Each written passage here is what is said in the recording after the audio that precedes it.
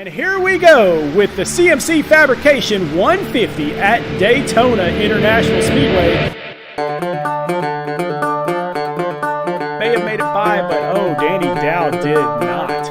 Bobby Brill bringing the do-gooders number one.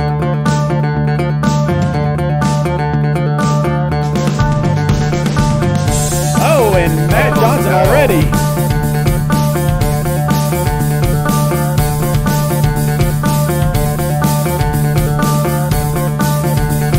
One way in, one way out, 125. Danny Dow in second.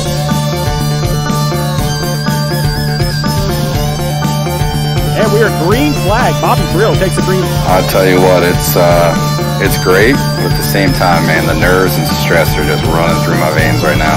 But looks like Jake Rowell is gonna hang on and win the Midnight Cheese Grater 75 here at Atlanta Motor Speedway.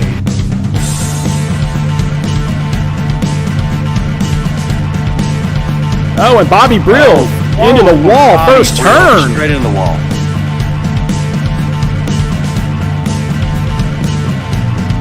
Pass going inside. Oh! Being hit by leader. Dean Brummett wins the Between the Lines 70 here at the Roval. Congratulations to our first two-time winner.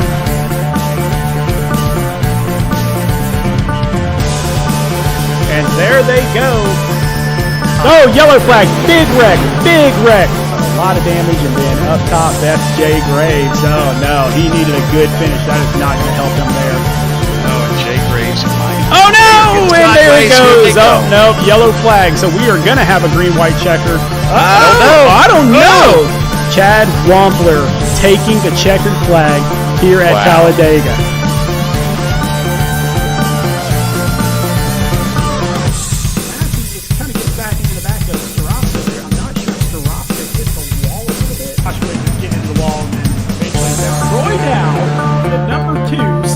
Racing car is going to come in and win the Paints by Night Monster Mash at the Monster Mile 75.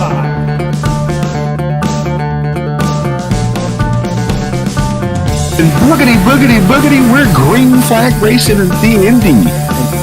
Troy Dow just gets into him, or Bobby Brill is going to take the victory here at the Battle of the Brickyard 185.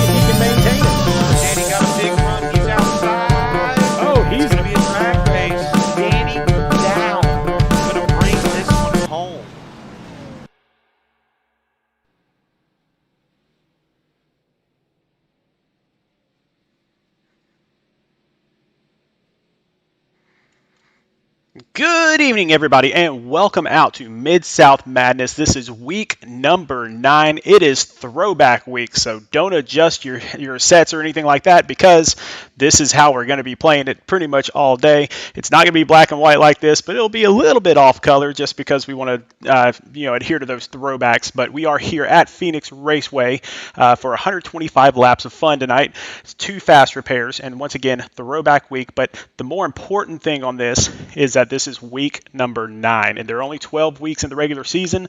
We've got 4 weeks to go in the regular season for people to punch their tickets into the playoffs. So all sorts of fun going on the standings. And if you take a look here, so Bobby Brill has 2 wins. Dean Brummett has 2 wins. They are automatically in. Troy Dow, Jake Rowell, Chad Wampler, Danny Dow, they're all in with a win as well. Now, back behind there, you have another bunch of guys that are really trying to get those last 9 spots. So you have Adam Pettit, Devin Zimmerman, Chris Massey. They're in pretty good position right now, but getting closer to that cut line, there are so many people that are vying for those spots. And so, of course, we have a tie on the cut line, Stan Hausman and Mike Lepicki. And so if they don't have good races today, they could drop out. And so we don't want to see that, obviously. But if that happens, then some of these guys on the right side could jump in. And so you'll see really really shortly, you've got a lot of great drivers in this league. I'll mention a couple in particular. So Thomas Rutherford, he's 79 points outside the cut, but he's one of those that he could win at any minute. And if you win, you're in. And so you got a few others. So Danny Setzer from Team SRN. You have Taylor Smith from Do-Gooders that's up towards the cut line. AJ Pritchett, who's come in second for the past 2 weeks. So you've got a lot of guys here that really could do some damage and really make a mess of these playoffs if they end up winning the race. And so just keep in mind, winning you're in, that's the big deal on this. So now tonight we're Thomas Rutherford, we call him TR. He was my broadcast partner for a while. Now he's out there racing. But we always have a segment called TR's Corner, and he talked to one of those guys tonight. He talked to Daniel Bowdler about what it's feeling like on the outside looking in. And Daniel is one of those that's been climbing the charts recently. So let's jump into that, and let's take a look at TR's Corner. Hey everybody, welcome to another edition of TR's Corner. I'm your host, Thomas Rutherford, and today I am here with Daniel Bowdler, fresh from Iowa. What's up, man? Not much. What's going on, man? Not too much. Glad to have you. I know we got a pretty fun racetrack to race at tonight. I'm sure you'll be racy there. Big moves last week. We'll talk about that in a minute. But the first thing I really want to ask you about is you're passionate. You and I have raced together a lot this past year in 2020 during the pandemic and everything going on. In real life, you're a very passionate, aggressive virtual racer too. How'd you get into racing to begin with? I'd have been, man, I'm trying to remember exactly what age I would have been. Always liked NASCAR and everything. Got an opportunity to get into go-kart racing. So I got into that. Man, I think I had to be 9 or 10. And raced go-karts till I think I was 12, 13 years old. And we got out of that and kind of had a little bit of a break there in between, and got into kind of running some demo derby cars here around home with some buddies, and then eventually got back into the IMCA Sport Mods. I bought a car from one of my old buddies from. Hey everybody, welcome to another edition of TR's Corner. I'm your host, Thomas Rutherford, and today I am here with Daniel We apologize Bowdler, for that technical fresh from difficulty. Iowa. We started that interview over. I apologize for that. Not much. What's going on, man? Not too much. Glad to have you. I know we got a pretty fun racetrack to race at tonight. I'm sure you'll be racy there. Big moves last week. We'll talk about that in a minute. But the first thing I really want to ask you about is you're passionate. You and I have raced together a lot this past year in 2020 during the pandemic and everything going on. In real life, you're a very passionate, aggressive virtual racer too. How'd you get into racing to begin with? I'd have been, man, I'm trying to remember exactly what age I would have been. Always liked NASCAR and everything. Got an opportunity to get into go-kart racing. So I got into that. Man, I think I had to be 9 or 10. And raced go-karts till I think I was 12, 13 years old. And we got out of that and kind of had a little bit of a break there in between, and got into kind of running some demo derby cars here around home with some buddies, and then eventually got back into the IMCA Sport Mods. I bought a car from one of my old buddies from the go-kart days, and got to run with him, and been running with him in those ever since. And iRacing's kind of been something kind of cool I've always wanted to get, but I've always thought it was too expensive. And then this whole thing kind of hit, and I was like, man, I want to be racing. So ended up getting iRacing and met Corey and got in with you guys, and the rest is just kind of history. Yeah, and you're not racing the SRN logo on your car. You're running for Team Steak Dance in MidSouth Madness. That team's had some pretty good runs this season, been pretty strong. And tonight, again, we're going to Phoenix. What are your thoughts on the race tonight? I think it'll be pretty fun. Phoenix is a pretty fun, racy track. I think it gives a lot of different people some opportunities to be fast and competitive with the way that track is. But I think it'll be fun. Should make some good racing if we can get started, get all 40 guys to stay calm and get a little spread out. It should go green for us. Yeah, and I'm hoping it does, because like you, I mean, the competitiveness there at this track, racing some practice races this week. I know a lot of guys have put in practice if we get some good competitive racing, last week you had a big move. You moved up 9 positions. You're up clipping the top 20, I think 23rd right now. Playoffs coming up here in a few weeks. What do you think are your playoff chances going into Phoenix tonight and for the rest of the season? Oh, I think I'm pretty much in a win to get in situation anymore. I know we moved up 9 spots, but I only finished 15th. Would have been a big help to finish a little higher than that. I feel like we could have won last week, but things happen. Seems to be my luck this whole year in real life and on this season here for MidSouth. But it is what it is. I'm gonna get back at it and see if I can't win one of these races here coming up and guarantee my spot and not have to worry about the points. But definitely the best finish I can get every week at this point is gonna help. Yeah, it's not lost on me having to win to get in. Trust me. So Yeah, I think you're kind of in the same boat. Yeah, I know what that feels like, but Yeah. I know how you race. You know how I race. We're pretty much a long way through the regular season with season 2 of MSM on Speed Racing Network. Who's that driver you've seen so far? You're very good at picking out talent. Who's that driver on track you've seen so far that the rest of us really need to watch out for?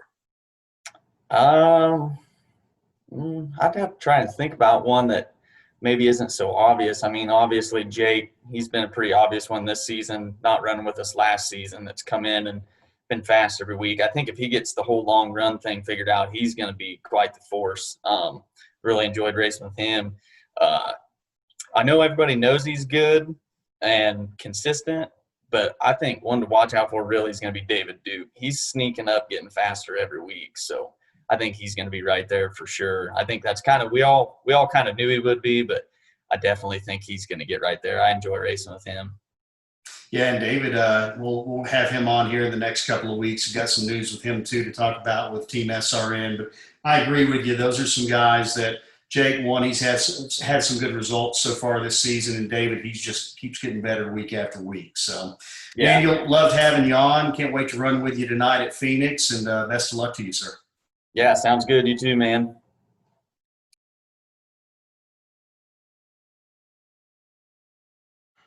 All right, and that was TR's Corner here on Speed Racing Network. We really enjoy TR. He's a lot of fun. We're glad to have him back out on the track, but man, we just love having those interviews as well. So once again, we are here at Phoenix Raceway, now called ISM Raceway, for Throwback Week, and my guest here, my co-announcer here is Brandon Superman Brand Browning. How's it going, buddy? Oh, it's going great, man. I was so excited for this race all day and was trying to hurry home. We had a couple of errands we had to run, had to hurry home and try to get locked in, man, because there's no way I was going to miss this one. No, man, there's going to be a lot of great paint schemes out there, but a lot of good racing too. So 125 laps, 2 fast repairs, and once again, this is week number 9, so only 4 weeks to go until the playoffs. Yeah, and it's getting, we're locked into crunch time right now, Sean. If you're not in, you're going to hustle harder than those drivers who are. If you're locked in, you're just going to prepare for the playoffs. You're going to prepare for those tracks that you're going to. You don't have too much stress to worry about, but you still want to be on your game for when playoffs roll around. Absolutely. Now we already went through the team or the individual standings, so let's talk about the team standings though. So this is there've been a lot of changes this week.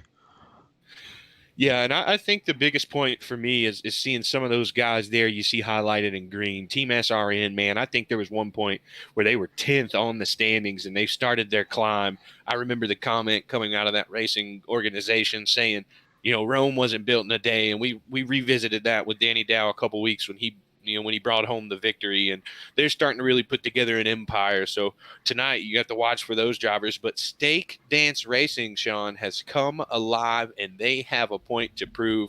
We thought we were going to see Revved Racing and Stryker run away with this, but now it's starting to tighten up and be more of a race. Absolutely. So a couple wins for Stake Dance Racing, big wins there. And then just in the last 2 or 3 weeks, we've seen Daniel Bowler just reborn, and he is coming back alive, which is helping that team push forward and gaining the lead. Yeah, and that's, I always put them on my ones to watch, but realistically, it's hard to make the argument, Sean, that you don't put all 4 of those Stake Dance Racing drivers on your ones to watch. Same with Stryker Motorsports. They've got 2 hot drivers. And introducing another one here tonight, they're going to introduce another driver into the mix. So if you're a or a Striker Motorsports fan, I'm sorry, you'll be excited to hear that they've brought back a full team and they're going to take charge and try their best to make it back up into that points race.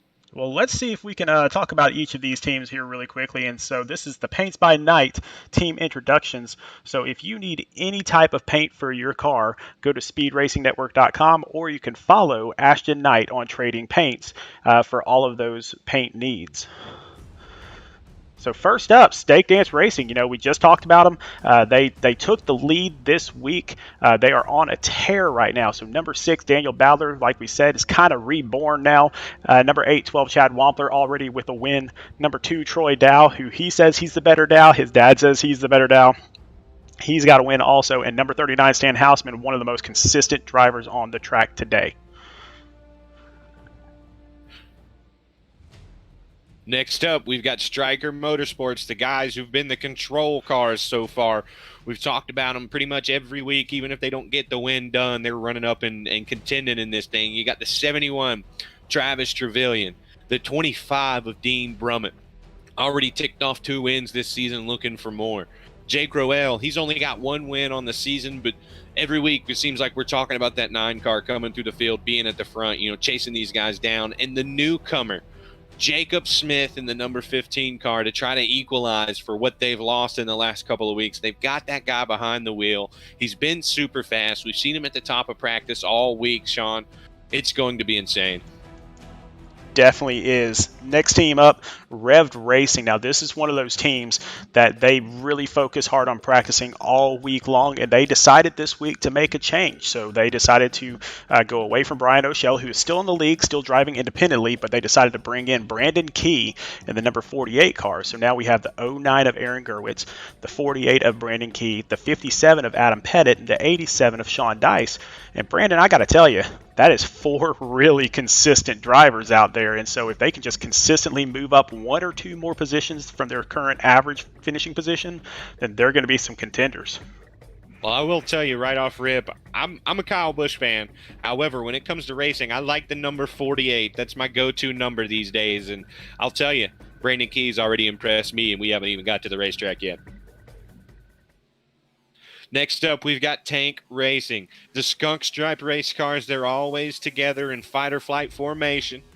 They're coming alive still yet, holding strong. Saw a lot of those cars up front. AJ Pritchett, arguably the hottest car on the racetrack right now, but we do have the 33 of Devin Zimmerman, the 555 of Derek De Silva, the 46 of Mike Lepicki, and we just talked about him, the 79 of AJ Pritchett, coming off back-to-back second-place finishes. These guys are down, but they're not out.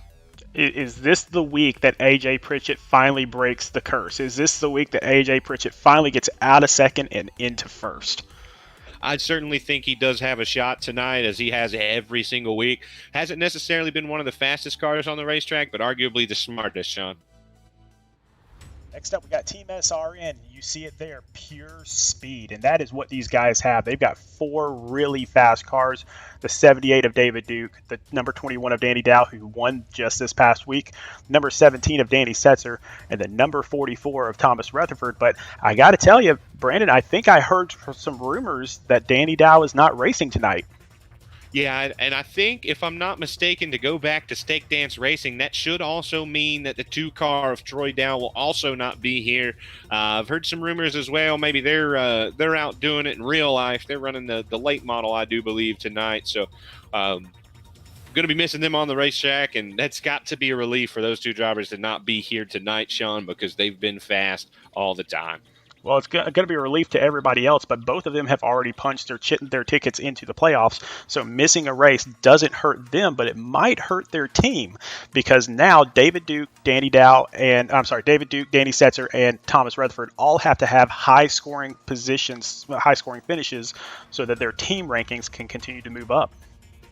Yeah, and this is the night missing one of your drivers. Same for Stake Dance. You've got to have a solid night with arguably one of your top drivers missing. The 2 drivers on each team that actually have punched their way in. The only drivers, if I'm not mistaken, correct, that have punched in on both teams? Correct. So it's got to be a good week this week, and maybe we'll still see one of the other SRN or Stake Dance guys punch through and bring home a victory here. Next up, though, we have another solid race team coming for you guys. We've got Flashpoint Racing. That's going to be put together by the man, number 8 car, Justin Boyles, the 66 of Jonathan Byer, the 62 of Matt Johnson, and the ever always fast and in contention 00 of Marshall Stanley. Man, this was a great team from the get-go. They decided to just come together. I think it was after week 5 that they just decided, hey, let's form a team. Let's go after this team championship, and they've been on a tear ever since. Yeah, you can never count these guys out, and especially not Justin Boyles heading up that race team and tossing those guys all together, trying to make a run for it. They've proved to be fast, and throughout the remainder of the season, I don't think a single part of that's going to change, Sean. Next up, we have the do-gooders, and we love this team because they are out there just to have a good time, but at the same time, they're pretty good at what they do. So the number 24 of Taylor Smith, the number 90 of Corey Knight, the number 93 of Brad Yonkman, and the number 36 of Kyle Spees. And Brandon, this is one of those teams that could come up and steal a victory and take a playoff spot away from someone else. I'm going to say it again, the same as I said it last week, Sean. The number 36 of Kyle Spees is going to find victory lane. He's going to find the solid place in the standings, and he's going to run until the very last lap of the season. I will say he has to be an odds-on favorite here, Sean. I raced another league with Kyle Spees on Monday, Tuesday, and Wednesday, and every single one of those nights this past week, Sean, we were at Phoenix with an open dog leg. He's turned, I guarantee you, the most laps here this week, well over 500 laps among those 3 races, and he's going to be a threat to these guys near the end. Already a great driver, and now he's going to be even better with all that practice. Next up, you see it running across your screen. It should be none other than Bronco Motorsports, a rebranded team. As we've talked before, we've had the rebranding from Wild Bill Motorsports, Chris Massey in the 83, Greg Olnick in the 84, Brad Herman in the 85, and your 2-time winner, Bobby Brill in the number 1 car, coming over to help these guys out, and that is a dangerous pickup by these guys. It should be scary for anyone else not on Bronco Motorsports. Man, we talked about the new attitude, and all 4 of these guys race extremely hard out on the track. If they see a gap, they're going to go for it, and most of the time they can make it stick, which really makes them scary here at Phoenix because that's what you need in order to pass here. Yeah, and the confidence. I'll go back a few weeks ago when we were talking about the confidence of Bobby Brill when he punched in that second win, Sean. He told me, he sent me a personal message and said, watch this.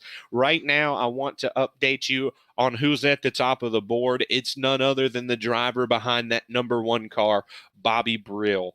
And I've raced alongside of him in another league. I've raced alongside of him in several races, and you never count out Bobby Brill. And the fact that we see drivers on his team such as Chris Massey, who went to one of the hardest tracks on the schedule this year that we ran at, being the Roval at Charlotte. He started shotgun on the field and drove away with the top 10. There's not a single driver on this team that doesn't have the talent to punch through and win. They're just amongst the other 34 guys here, or 31 if you subtract them tonight, that are hungry and willing to do what it takes, Sean. All right, H2K Motorsports. This has been a team that has just been down on its luck. They are fantastic drivers, just not quite there this season just yet, but tonight could be the night. The number 13, Josh Witt, number 19, Justin Kruckman, number 42, Duncan Straska, and number 88, Joseph DuPont. This could be the night that they punch through. Yeah, and that's really looking at this team here. This is a hard-working race team that hasn't found it to the top yet, but I promise you, I said it last week, back to season 1, Joseph DuPont was one of the toughest guys on the racetrack every single week. We're coming up on Watkins Glen here soon, and if you're not afraid of any of the drivers on this team, above all else, you should be afraid of that 88 car, Joseph DuPont. His favorite thing, I would imagine, in this world, by just talking to him, is road racing. And that's what we're coming to soon. Next up, we do have the Jam Racing guys. Again, I'm going to sound like a broken record. I'm going to repeat it. My pick, no matter what has been said or done, the number 5 car, Mike Lewis, needs to be the man's best friend award at the end of this season, but followed up behind him, the number 4 of Jake Graves Jr., the number 96 of Joe Ruggles Jr., and the 317 of Brandon Arciero. I'm going to say this about these guys. They've proved that they have the speed, Sean. They're going to be there, but they're running out of time before the playoffs, and you don't want to peak too late. Any of my Jam Racing guys, I know you're putting in the work. I know you were trying to get there, and tonight is your opportunity. Phoenix is going to be the wild card for a lot of these drivers. It'll reach up and get you quick, but any of those guys can still get it done. This race, as well as Watkins Glen in 2 weeks, I believe are the last 2 wild card races to get in where just about anybody could win it because everybody's going to be wrecking everywhere. And so this could be a chance that if they can stay clean, then they have an opportunity to move up in the standings as well as possibly steal a win. And if they steal a win, Brandon, that's taking away a playoff spot from somebody that's way higher than they are in the standings right now. Yeah, and that's what's got to get scary is because these guys here, it never takes you being the fastest car on the racetrack to get a win. If you guys were tuned in with me and Sean or Sean and I on Friday night watching the IVCS race, we seen every single time someone got out in front, they made a mistake, they were in the wall, they were nearly wrecking, all kind of chaos in that race. And I think tonight, this Phoenix, it's a different series, different group of guys, Sean, but I think we're going to see a lot of the same thing. Guys just trying to go too hard, maybe overstepping that boundary. If you're Jam Racing, now's your opportunity to sit back, wait on that to happen, and then pounce on the drivers. Well, Brandon, we race for money here. We race for fun, obviously, but we love to have that money too. And so there's a lot of money on the line, not just tonight, but for the season. And so the Paints by Night Do-Gooder Safe Driver Award is out there, and this is going to be a difficult track for it, but that award will go to the person that has the fewest number of incidents throughout the season.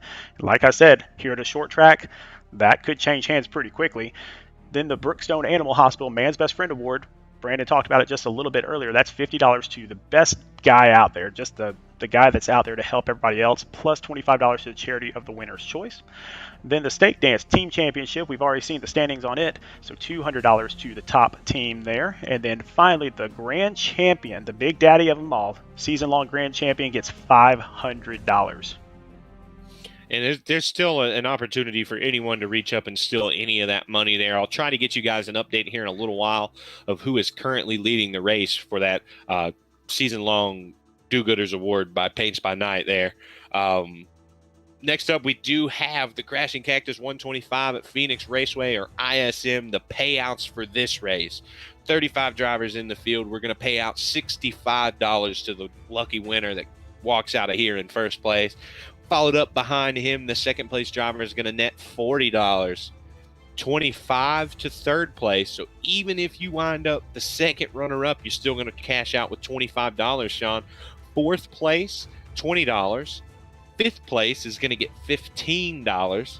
Sixth and seventh, both going to bring home a $10. They're going to get their money back, so to speak, here for the week. But you see it down there in red, the Paints by Night Do-Gooders Clean Race bonus. If you come through this race unscathed, we'll throw in $5 from Paints by Night for having such a solid, clean race. Man, there is a lot of money on the line right now. And I got to tell you, so we've still got a couple minutes left to go in qualifying. But like you were saying, Bobby Brill up front. But look who's in second and third. And we'll pull those standings up here in just a second. But Daniel Bowdler and Stan Hausman, both from Stake Dance Racing, in second and third currently.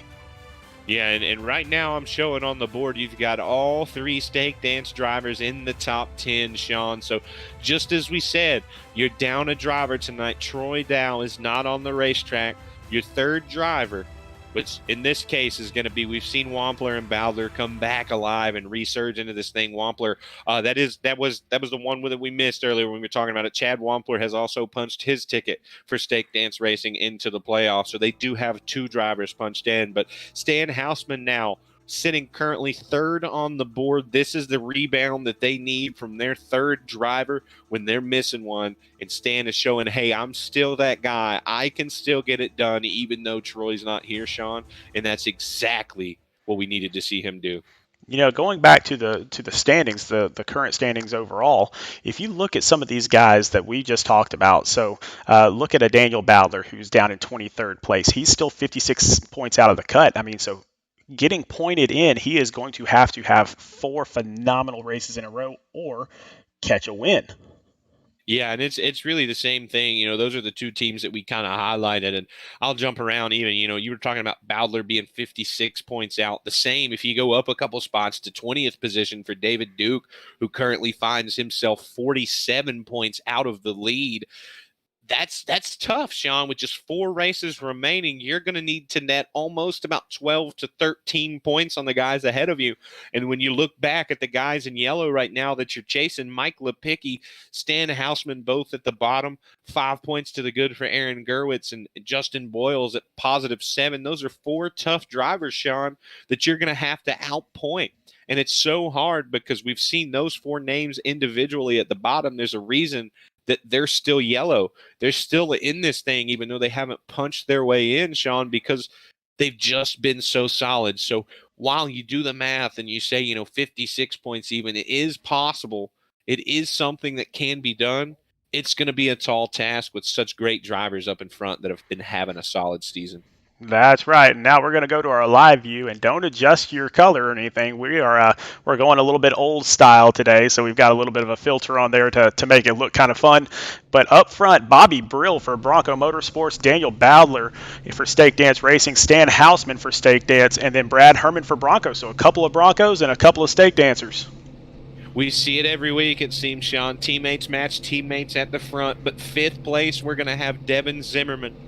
We've seen him have solid weeks, and he's putting together another one here in 5th. 6th place, another guy we were talking about in yellow, hasn't found victory lane, Adam Pettit. Chad Wampler, the next up and final Stake Dance driver we'll see tonight, in 7th place. And then in 8th place, we've got Jacob Smith, the newcomer to Stryker Motorsports.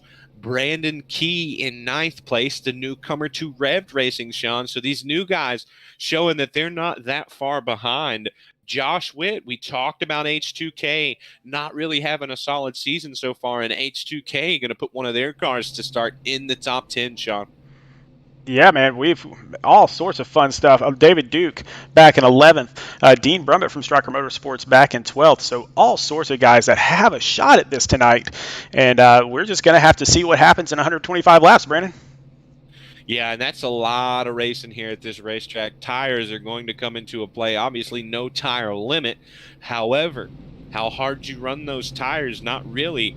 Actually, quite the opposite. I didn't mess up in saying there. Tires are not as big of a thing here, Sean, as they are in a lot of other racetracks. You can I've talked to a few drivers, you can kind of get by with 2 tires late in this thing, and that's what you have to be worried about, is you have to take 4 at the right time and 2 at the right time. So tires, while that is still a factor, not what you would typically expect.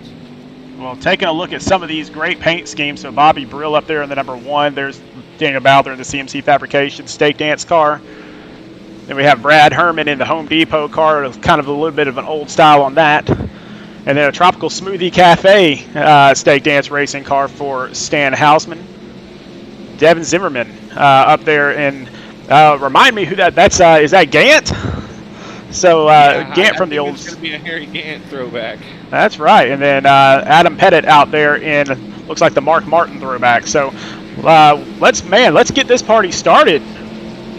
Yeah, because, Sean, we've already got the pace car leaving us, and Bobby Brill sending us off into the green flag wonderland that is Phoenix Raceway here tonight, and chasing down Daniel Bowdler, trying to get back to that 1 car. Brad Herman in 3rd. So they've started to get single file up through the field, Sean, and I think now is as good a time as ever.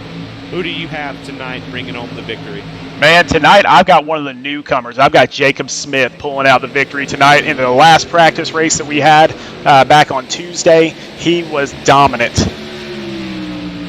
Man, I tell you, we do have a caution on the racetrack, or we will here. Jonathan Byer, AJ Pritchett, the 24 car involved. A lot of pile up here. The 13, Josh Witt, the 84 of Greg Olnick.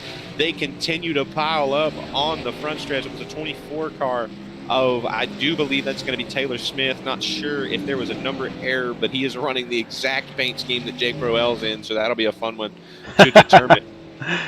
Well, let's go back and see a rec replay, see if we can't figure out what happened back there towards the back. And I believe we're going to see this from Kyle Spee's point of view here. Just getting around the turn, and it looks like I saw a little bit of smoke up ahead of them, but that's really back there in the back where it all started going to disaster. The car that you're going to see bringing the smoke up ahead of these guys was going to be that 66 car back there. Jonathan Byer got a little bit sideways, tagged the inside wall, and that's what really led to the chaos behind them, Sean. Just going to bring up the driver. That's why I kind of paused when talking about the ones involved. We'll go back now, and as we see it again, Thomas Rutherford going to make contact with that 66. A.J. Pritchett into Taylor Smith, and from there, it was just a wild ride with everyone getting involved. So go ahead and squeak my pick in here. JFR, Jake Roell, he's been solid every single week. He's going to be the guy to get it done and equalize the Dean Brummett for Stryker Motorsports. Interesting that we're both picking Stryker Motorsports, but man, look at what's going on out there on the track already. A lot of damage out there, including A.J. Pritchett. Yeah, and that's going to make it tough here. Already down one of his 2 fast repairs. That's really going to hurt, losing on just lap 3 that time, I do believe. Maybe even lap 2. I'm not sure where the caution actually took place there, but 1 fast repair down for A.J. Pritchett. Going to make it tough to net home another second-place finish here, but if there's any driver in the field who can do so, it's going to be the driver of that 79. Bobby Brill still staying up front. Daniel Bowler right behind Brad Herman, then Stan Houseman. So the top 4 remain the same.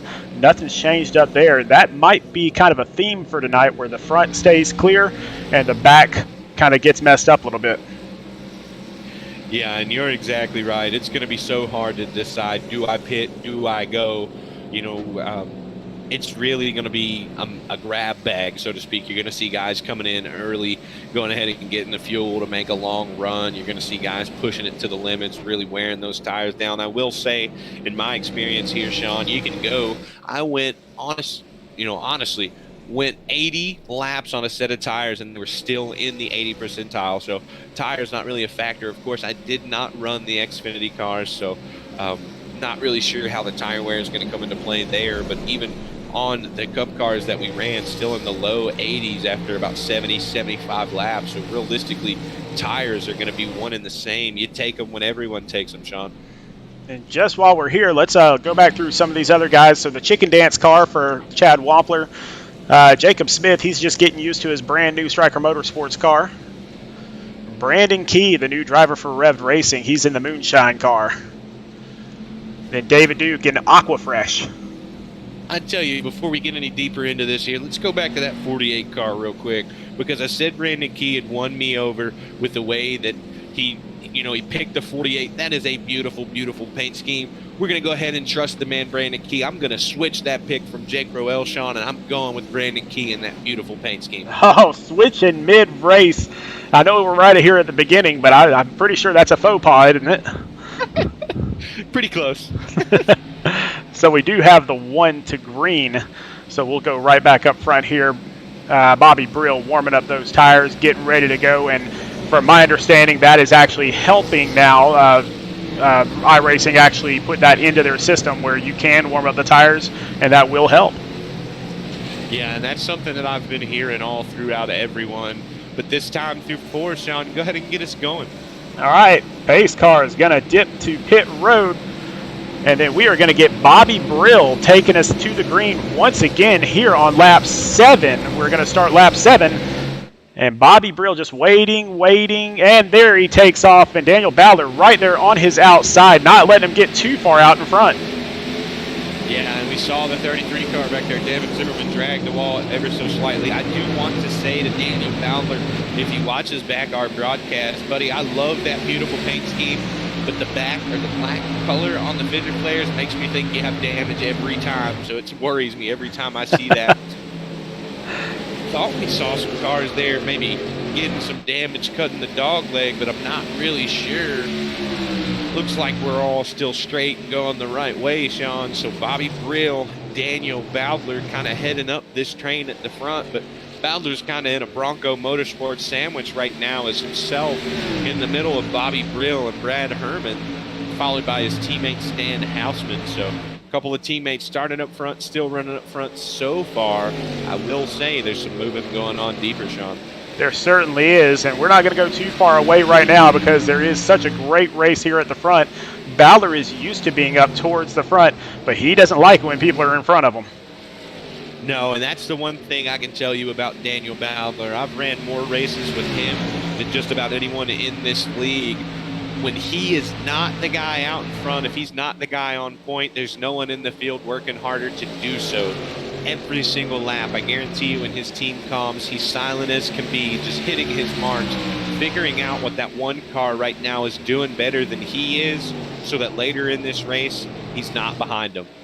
If I had to put one word on Daniel Bowdler, it's focus. That's all he does is just focus. And you see him cutting the dog leg, trying anything he can to get to the inside. And he does get to the inside. Can he make it stick? Yeah, and he's got the preferred line at this point. Bobby's going to have a run off the corner, but if he can stick that nose, Bobby's just so strong on the outside. I was going to say he's going to have that preferred line back through one and through the dog leg, because once you get inside of a car at this point here, Sean, and you go to cut that dog leg, if the inside car doesn't cut it, and the outside car, such as Brill, really probably wouldn't affect Brill too much, but these cars that are chopping that dog leg, if there's the car inside you that does not cut the dog leg, it changes your whole way of driving that backstretch. I'll tell you, somebody that's been cutting the dog leg every single lap is Devin Zimmerman. Let's see if we can see him do it right here. Starting to get a little bit of pressure back there from the 15 car, and I will say you have to pick and choose just how hard you cut this dog leg. You see how far inside he's going? Likely, Sean, I'll say he's going to lose a little time doing so. You can cut the dog leg, but you don't want to go too far inside, because if you do, you're going to scrub speed off down there. I'll say by not cutting the dog leg, as we see Bobby Brill do, he stays up on the racetrack through the dog leg. What that's allowing him to do, Sean, is have extra momentum going into 3, making it so hard for these cars to catch him here. He's just widening it out, getting the RPMs up higher, a longer way around the racetrack, but obviously so far it has been faster than anyone else behind him. Well, man, I think we'll see a lot more people cutting that dog leg, especially if we get down to the closing laps of this and people are racing for those last positions. I will say right now, Sean, a driver that I see in green, and every time I look at my scoring and monitor, he's +1 further than the lap before. It's the 9 car who currently sits in 14th position, started at the back, but he is coming, and maybe, Sean, trying to prove me wrong and switching my pick from him. I'm told you shouldn't switch your pick. That's a bad idea. Especially when it's Jake Ruel. You never count the guy out, but if he's listening to the broadcast, Jake, just know I switched as a challenge. I want to see that beautiful Jeff Gordon paint scheme in victory lane as he continues to just pick him up and lay him down. Sean, has to be the fastest car on the racetrack right now. Now, I'll tell you that he did qualify, so Jake Rowell did qualify. However, he must have hit the wall both times, so he did get 2 laps of qualifying in, but he ended up starting from the very back. Yeah, and we saw that last week at Pocono as well. Got into a little bit of issue on qualifying, but it didn't slow him down very much as he made his way through to the front, and he's got a few more cars here together that he really isn't going to have to work too hard as he continues to move forward. But if you're Bobby Brill, you have to be on the gas pedal, because you know the 9 car is going to be there somewhere, and we see cars throughout gaining major positions and continuing to move forward that has to worry you if you're out front. Nonetheless, that 1 car right now has all of the clean air and not a worry in the world, really. I do want to update again on Jake Rowell. He did just smack the wall a little bit, so heard the contact from mine end. But Bobby Brill trying to push that lead over 1 second. And I think before it's all said and done in this run, Sean, his teammate Brad Herman's going to be the guy in the mirror. You know, another guy that's on the move right now, Jacob Smith, back in 4th place. He's gained 4 spots, so he is on the move trying to push forward. But Brandon Key, your pick, back in 5th, he's moved up 4 spots as well. Yeah, and a couple of those guys back there really trying to make their name. I know, if I'm not mistaken, Brandon Key, he's new to the racetrack, but he's not new to the league, Sean. He's been the spotter for those guys for a few weeks now and helping out calling the race for them. I saw him labeled in the Discord as their spotter, so he's kind of got used to how some of these guys run and who he really has to worry about. I think that's going to help him versus some of these guys who come in blind and don't really know a whole lot about the guys they're racing with. Just a little ways, Brad Herman putting the pressure on Daniel Bowdler right now. Yeah, and honestly, I think I'd have been a little bit wrong to say that, because here you're going to see that 15 try to put pressure on the both of them now. Maybe he's listening to it. Oh, more contact. That's not going to go over so hot for either of those drivers. It's too early for the contact, but maybe not. They're trying to catch that one car who is just driving off into the sunset now, over 1 second ahead, 1.2 seconds it looks like. But if you're the 15 car, if you're the driver, Jacob Smith behind the wheel, you have to know you're hearing your teammate in your ear, picking them up and laying them down. You know you've got to go now, because it's not going to continue to get any harder for Jake, as he's going to start really racing one-on-one with these cars as he comes through. But single file now for the most part as Brad Herman does take over. Oh, there's more contact there. Going to get the 6 car a little bit loose. It looked like Jacob Smith had to brake as well, so that's going to allow Brandon Key to move up into the 4th position. Yeah, and wouldn't it be crazy if Brandon Key, oh, that was a weird angle into the corner, going to cause the 15 to wash high yet again. I know we're checking the battle for 3rd, 4th, and 5th right now, but it's going to be the best battle on the racetrack in terms of the leader, Brad Herman, trying to cut into the lap. The gap, of Bobby Brill, but just hasn't got there. So many cars running tight together here. I see Mike Lepicki has made it past in the back. He's made it past the cars he was running behind. So trying to have a solid day for him as well. But, man, they keep duking it out here for 3rd, Sean. They're pushing these tires hard. This is fantastic racing. This is old school racing here on Throwback Week. Yeah, and that's exactly what you want when you go to Throwback Week and you have everyone duking it out in their throwback paint schemes. It really takes you back. I do want to tune into the chat real quick. 20 people watching currently, so if you're stuck here watching with us, share it out to your friends. Let's get as many people as we can. Don't be afraid to subscribe and smash that like button. We'll be live various times throughout the week, and you don't want to miss any of our action. Ron Tripp in the chat since Sunday night at the races. The cars look great. We definitely appreciate that, buddy. Ginger Tripp out there as well, waving to all of the other guys watching with them. Kyle Cleary said, let's go, Pritchett. Again, we talked about it pre-race, Sean, the hot hand, so to speak, right now. That's right. You can see people are lapping Mike Lewis there on the inside, but doing so safely. That's the important thing with those lap cars. Just kind of get out of the way to let everybody else race around you.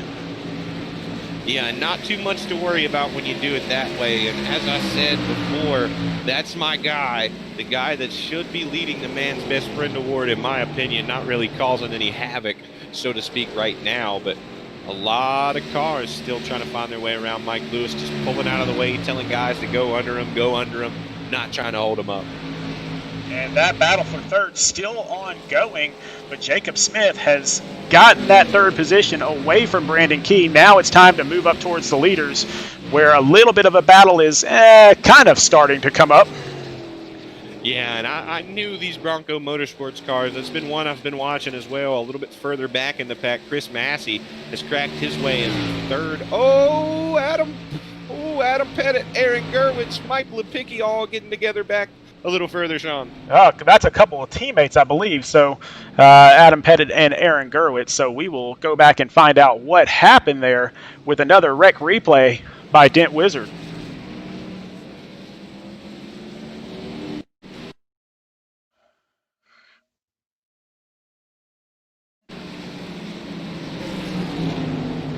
And we'll see, it looks like the 46, that's Mike Lepicki, gets just underneath the 57 of Adam Pettit and just gets him a little bit loose, spins him out, and he is going to need to use one of those fast repairs.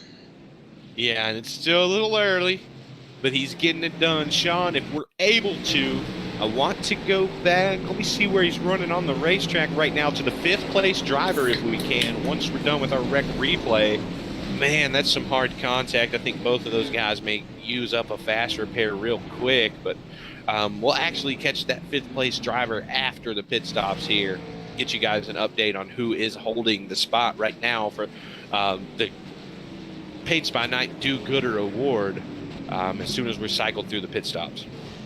And so here we go. Just about everybody going into the pits. I don't see anybody staying out right now, except I believe Mike Lewis. Trying to grab a lap back real quick. Got out of everybody's way, Sean, and that's just what you want to do if you're Mike Lewis. You want to get that lap back while you can, get out of everybody's way while you can, and it'll all even out and cycle through.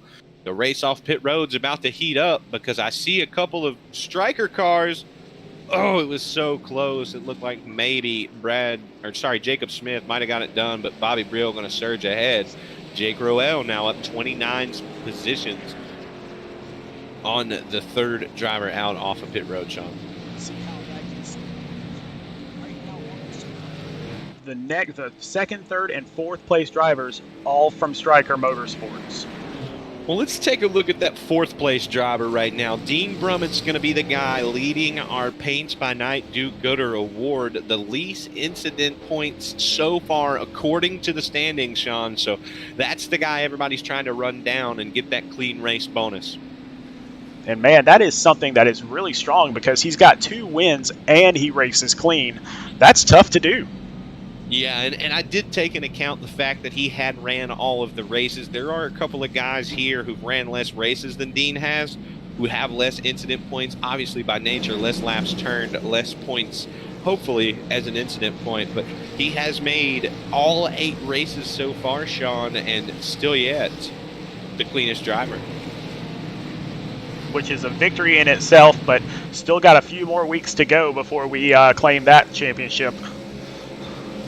Yeah, that's something that can turn around real quick here, but as of right now, did want to give our viewers out there, and even Dean himself, if he's listening or if he watches us back, buddy, you're doing an excellent job trying to take home that extra cash. And nonetheless, Sean, obviously a threat for the season-long Grand Champion as well, because he does have those 2 wins, as you touched on before. But the man who also has 2 wins, our leader, Bobby Brill, getting it done on pit road still yet.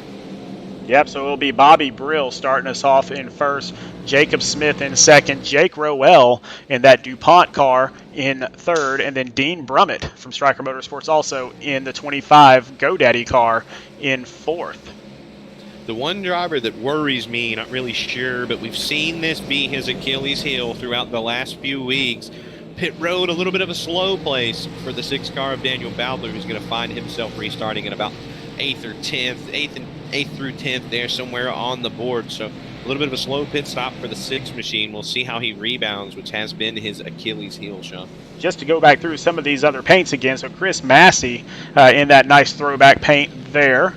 We've already talked about Devin Zimmerman and David Duke and Daniel Bowdler. So Matthew Johnson, that's in a rapid-fire National Series car. Mike Lepicki in the 46 Hooters car. That one's a beautiful one as well. I like the one right behind him, that 4 car. The shout out to Sterling Marlin, the Kodak number 4. Beautiful, beautiful race car. Absolutely. So back up front, though, Bobby Brill. We are going to get back to green flag racing here very shortly. And I think he's got to be worried now, Sean. He's got Stryker all over him. Well, we will find out really soon. And right now on the scoring, it's scoring him second. He is in first place. Not sure why iRacing is scoring Mike Lewis in first place right now.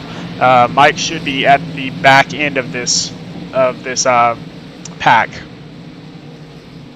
Not really sure there. The only thing I can think of is maybe Mike Lewis got the lucky dog and then took a wave around. So not really sure what's going on there. There we go. I see him dropping like a rock down. But the pace car joining the safety of pit road once again. Sean off at turn 4. Bobby Brill is off and away. Stryker hungry and behind him, but he doesn't care. He wants to continue what we've seen him. And it looks like Jacob Smith is going to try to go to the inside. Yeah, he's going to say, hey, Bobby, I'm glad you had your fun, but it's time for Stryker. We're coming through, and he's trying to bring the 25 and the 9 along with him here. So Bobby in a tough spot up top, still not clear. Brandon Key looking to find the 9 car by, but for the moment, Brill's going to clear the 9 car. The 9 sails it in on the inside. Maybe some safety beyond the, well, he's going to wash really, really high. Oh, the 39 of Stan Houseman is around. And we do have a caution. I think that's going to collect Brian O'Shell as well as Corey Knight. So let's find out what happened back there with another wreck replay. Not really sure where it's going to send the caution there. The 39 did spin completely around and continue going, so likely not him. Dent Wizard, as always, will take us back through and show us the way. So here comes Brian O'Shell in that Pit Viper car, and he just gets into the back of, is that the number 90? I believe that's Corey Knight. So Brian O'Shell gets into the back of Corey Knight, and I apologize it's taking us so long to figure out who these guys are. These new paints are driving us crazy, but they're awesome. Luckily for me, a lot of the paints are showing up the same. That is going to be the 90 of Corey Knight, so I guess my trading paints is a little slow tonight, but that's going to get it done. It's going to be the 90 involved with the 54 of Brian O'Shell. Well, Bobby Brill still going to be back up in 4th place, and again, for some reason, My iRacing is still scoring Mike Lewis as 1st place, but he is not. Jacob Smith is going to be our leader. Yeah, and just listening to the race chat here now, it does look like he was given a lucky dog and a waiver round, so maybe that will cycle out. Going to give him an EOL to try to fix this issue here. Realistically, should be the final car on the track getting the lucky dog, so we'll find out here if our scoring updates, Sean.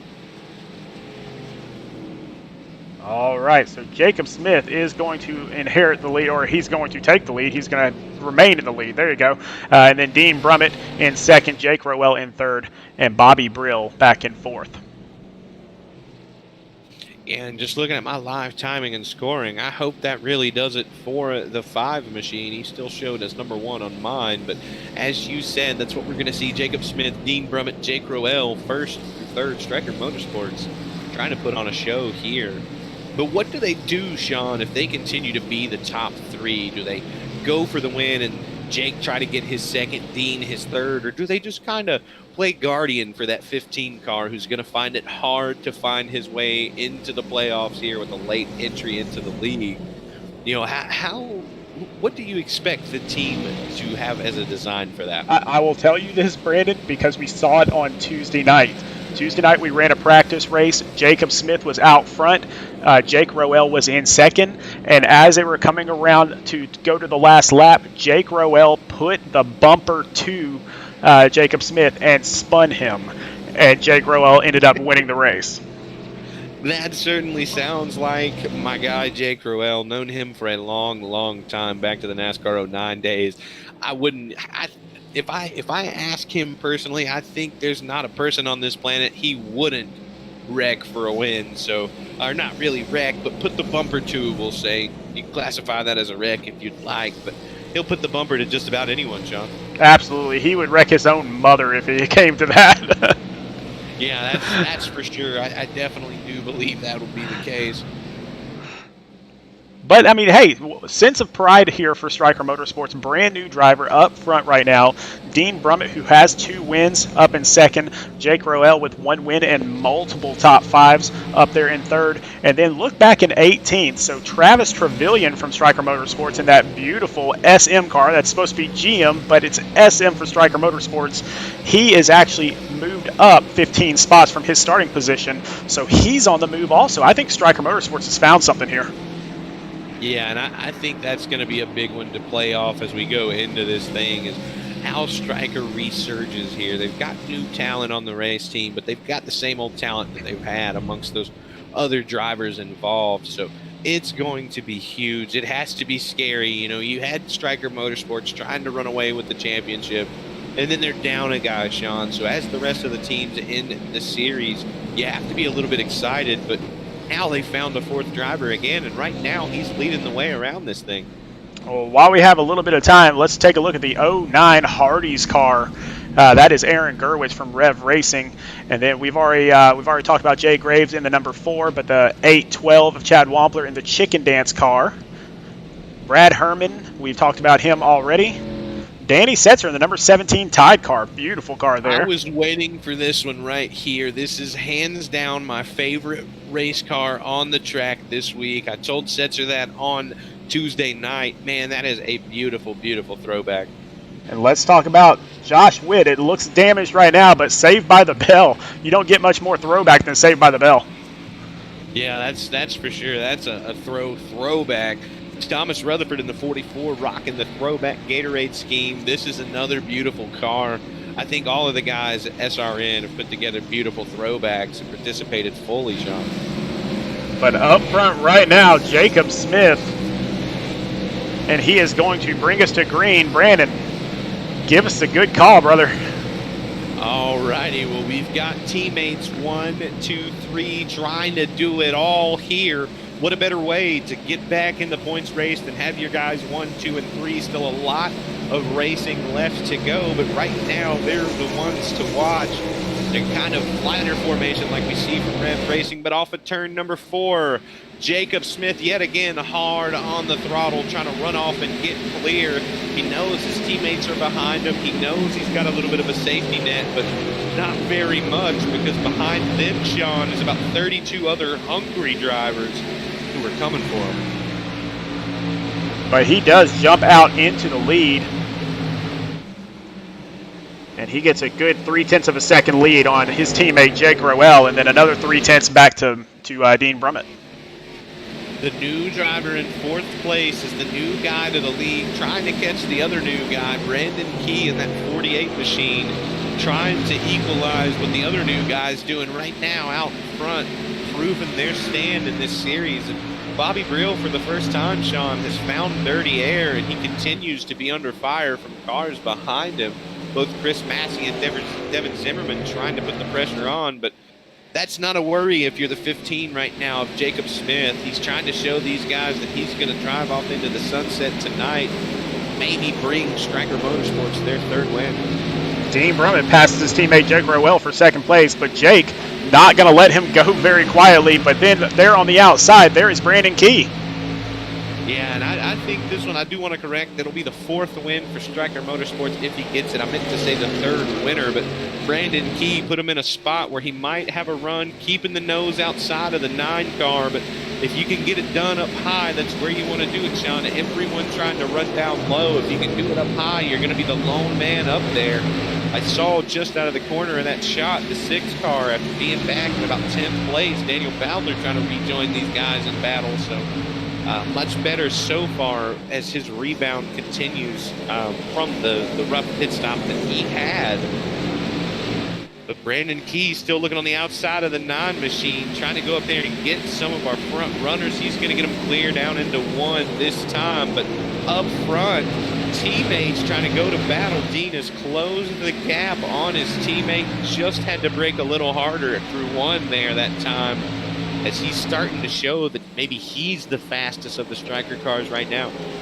Man, Brandon, this is a fun track to drive, and they are showing it right now. Yeah, and I had a bunch of guys in the other league that I run on Mondays, Tuesdays, and Wednesdays saying, hey, let's never go to Phoenix again, and I completely disagree. This is one of the funnest tracks on the circuit to drive, especially when you have this many cars. It's not your typical racetrack because it's 1 mile, Sean. It's technically a short track. It's a fast short track, and a lot of guys not really sure how to take it, as it, you know, it drives like 1.5 miles, but it's technically a short track. Yeah, it is a short track, but it does drive kind of like a trioval. Yeah, and it's really weird. Honestly, if I think it would be a lot more fun if they put the current configuration into iRacing, where the start-finish line's actually on the opposite end of the racetrack.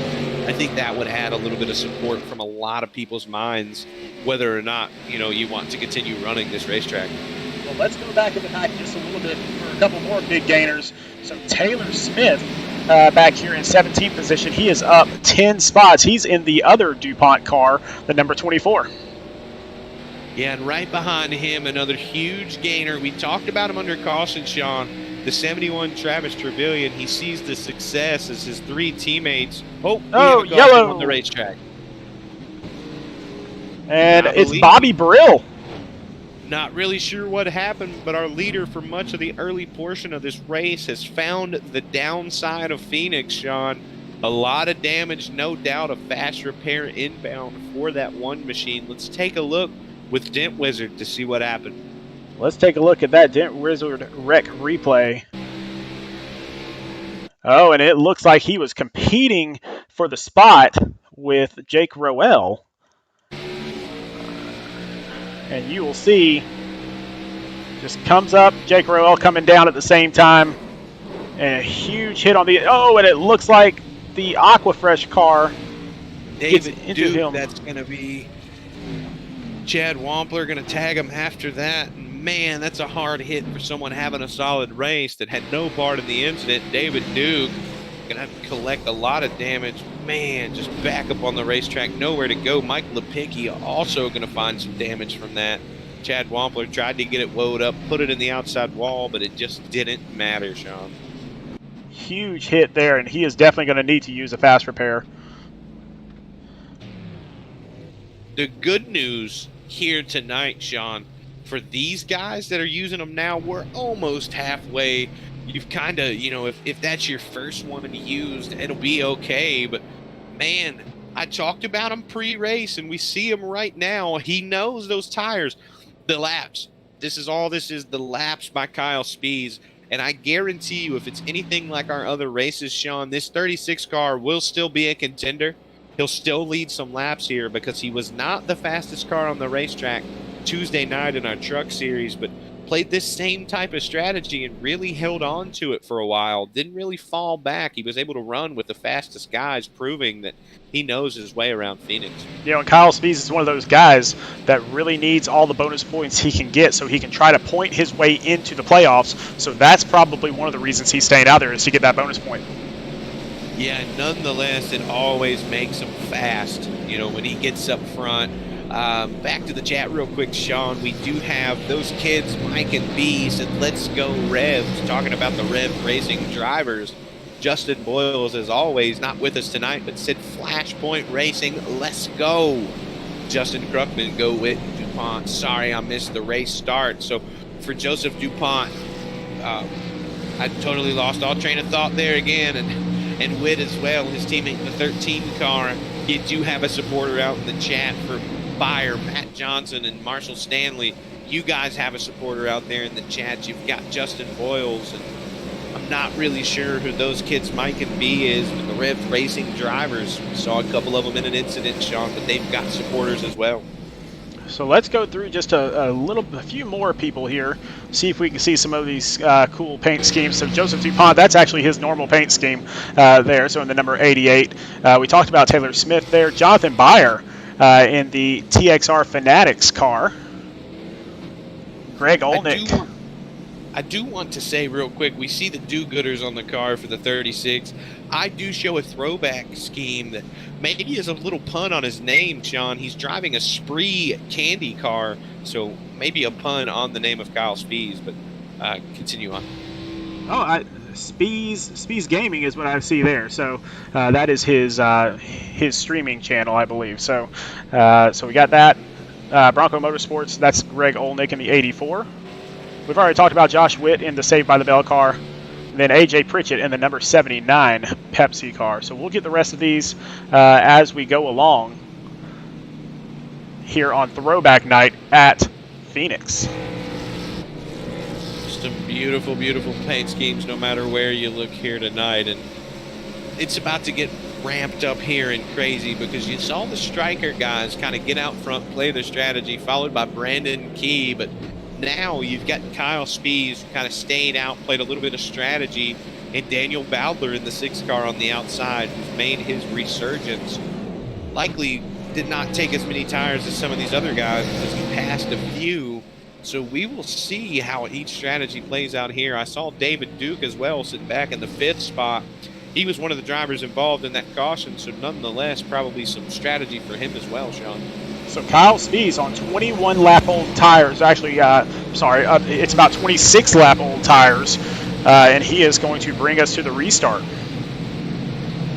Yeah, and he's about to learn whether or not that strategy was a good one or it wasn't. But with not a lot of laps run at a time here so far tonight, it can't be worse than where he was. He was mired back in a lot of this traffic, Sean.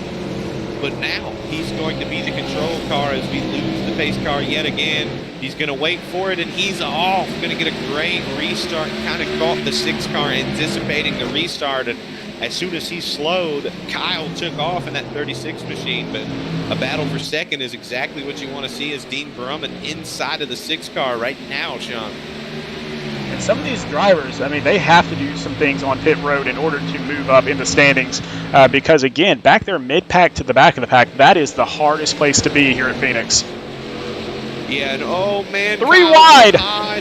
3 wide off of 4. You can't say these guys aren't hungry, but David Duke moving into the 4th spot, so obviously some strategy being played by him as well, trying to join his teammate Danny Dow in victory lane as the only driver on SRN to take a win here so far. But I think Kyle just may have had too many laps on those tires because he's starting to fade quickly.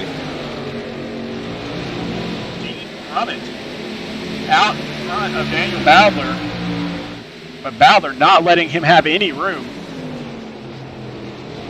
Top 5 right now is just so much talent in this top 5, Sean, that it's really crazy to think about because you have Brandon Key and Jacob Smith, who are newcomers that have found their way to the front. You have Daniel Bowdler, who had the most wins in season 1. But then you have David Duke, who's yet to find a win in MidSouth Madness, but he's always strong. Yeah. Oh, there's contact. Back in the field, the 36 car going to get into the 46 of Mike Lepicki. That's Kyle Spees and Mike Lepicki getting together.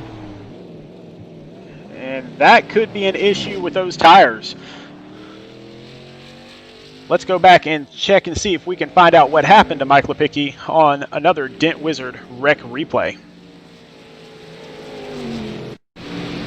To me, Sean, it almost looked like 2 cars battling for the same real estate, and it just wasn't there on the outside. The Dent Wizard wreck replay is going to take us to it. You see Kyle Spees up against the wall. Maybe Mike Lepicki thinking he had cleared that 36 machine. He eases his way up the racetrack as Kyle starts to arc down into the corner, and they just come together and nowhere for either of them to go. And luckily, it looks like that's just a single car wreck, so no other major damage out on the track except for Mike Lepicki.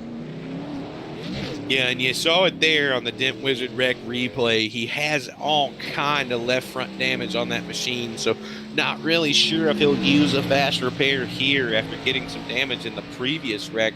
Been a rough night for Mike Lepicki. Well, and I'll tell you, Mike Lepicki is one of those drivers, and it's the craziest thing in the world. He will be involved in a lot of different wrecks, and most of them are not his fault, honestly. But for somehow, some way, he will end up back in the top 10 at the end of the race. It's the most amazing thing. He never gives up, no matter what. But I just hate that he's had so much trouble here early. Well, back up front, Dean Brummett, he's going to stay out on the track. And then Daniel Bowdler right behind, Jacob Smith behind him. And it looks like Kyle Spees is going to jump into the pits. And so he'll get some brand new tires. That strategy didn't look like it worked very well. No, and that's the thing here. As I said before, you have a fine line. So I would imagine if I had to guess, David Duke, we saw him take 2 tires. Daniel Bowdler likely took 2 tires. And that's fine, Sean, if you have new tires, but 26 laps with no tires is a lot when these guys out here are coming with 100% tires, brand spanking new ones. And it's got to be concerning now that it doesn't work. You tried it to get away from the rear of the field, but now you've had to pit off cycle, take some tires, and you're back where you started.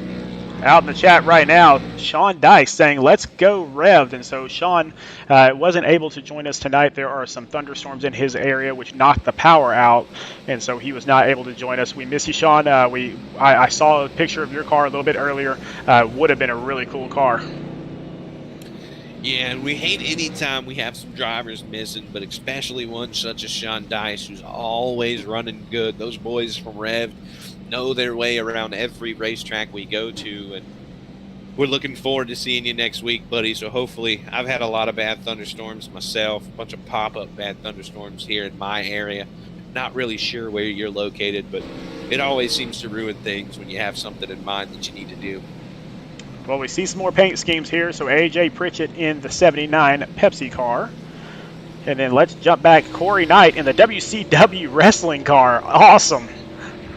That is a beautiful ride. Obviously, Corey Knight has painted a bunch of beautiful wrestling-themed paint schemes, but we have Derek Da Silva in the 555 throwback. I see Torino on the side, Sean. What exactly is this paint scheme here? It is an old stock. I can't remember who he said it was, but it is an actual car paint that was out there back, I believe it was in the 80s. You know, I almost wonder. I'm going to check into that here on the side, but we can continue on through the field. We have not got one to go yet. That 212 car are going to be Wayne Rayborn, I do believe. The Nintendo throwback. Super Mario on the side. The Super Mario 64-bit numbers as well, Sean. Another beautiful, beautiful throwback. Now, Mike Lewis, this is his normal paint scheme, but still pretty cool in its own right.